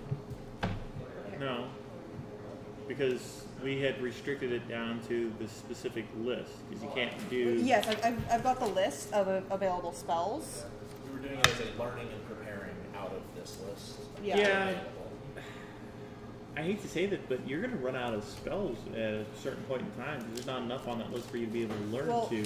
So. after I hit, unless you want to change when I get higher level spell slots, then I'm gonna run out of spells to learn. Okay. Just, So- just be aware that that's a thing that you possibly. Well, yeah, I understand that. I'm already able to prepare, I think, almost all of them. Okay. That's fine. Is what it is. Yeah, that's fine. Our homebrew class is not exactly perfect, and there's still a lot of flaws in what we do for Rachel's character as well as Julie's character. They're So- homebrew warlock with the Phoenix as the patron and a technomancer class that's not based off of anything that I've ever seen out there. Kind So of you said it's just mismatch. going to be fire, right? What's that? It's just going to be fire, not psychic. Yeah, just fire. So I gain resistance to fire damage. Yes. Yes. And what does the barbarian get at level 6? Just more hit points? More hit points, an extra use of rage per day, and fanatical focus from Path of the Zealot. If I fail a saving throw while raging, I can re-roll once per range and must use the new roll. Cool. So I know the Path of the Zealot got changed from the only book. thing I What's it have supposed to for be? you Is that. Did it? So if you don't like that, From what I understand, there's errata on Path of the Zealot I'll have out there. to look at that. Yeah, because I think it's now like a D6 or it's just a straight D8 or something. It's something different than what it says in the book, I want to say. Let's see. That will not be the one I downloaded because that's only the handbook errata. Okay.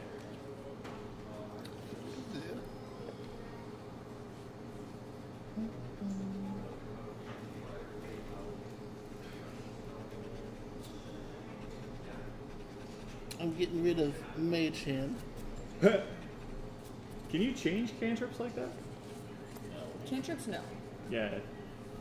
Cantrips aren't ones that you can change whenever you level up. It's a warlock spell of first level or higher. Oh, it is? Yeah, just like the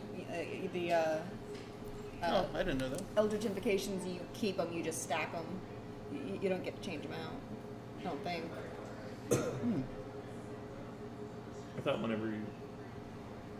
thought you could change them out. You can change out spells, but not cantrips. Oh, I didn't know that. I wouldn't have But Eldritch Invocations, can you change those out? Oh, yeah. Well, you can use one per level, and if you get one, you get a new one. Is that how it works? No, it's been a while since I've done a warlock. When you gain a level in this class, you can choose one of the invocations you know and replace it with another invocation that you can learn at that level. Yeah. Oh, okay. Because some of them have a level requirement.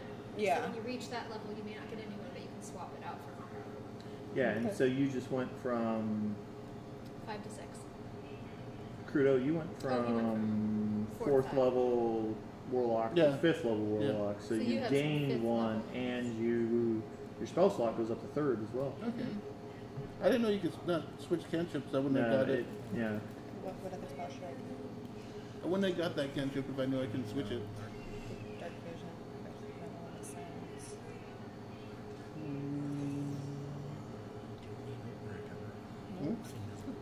Yeah, unfortunately, 1st level or higher are the ones that you could change out. So you have access to 3rd level spells now. No. Same spell slots. I have the same spell slots. Lame. Oh, yeah. I know. When do you gain Okay. one? 9th. So you stuck on what, 4 and 3? 4 and 2. Okay. Wow.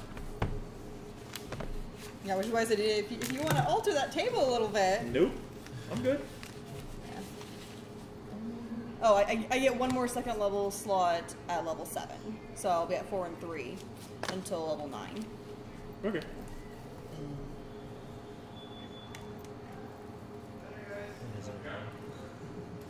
Well, it would only last until I shoot something. For now.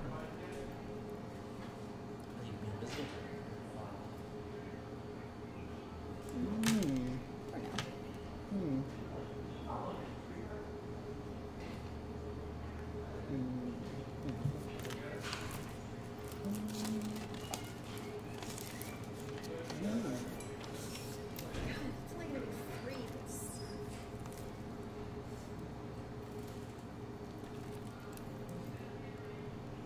It's a bummer. I ruined all my plans. Sorry, Crudo. Didn't mean to ruin all your plans.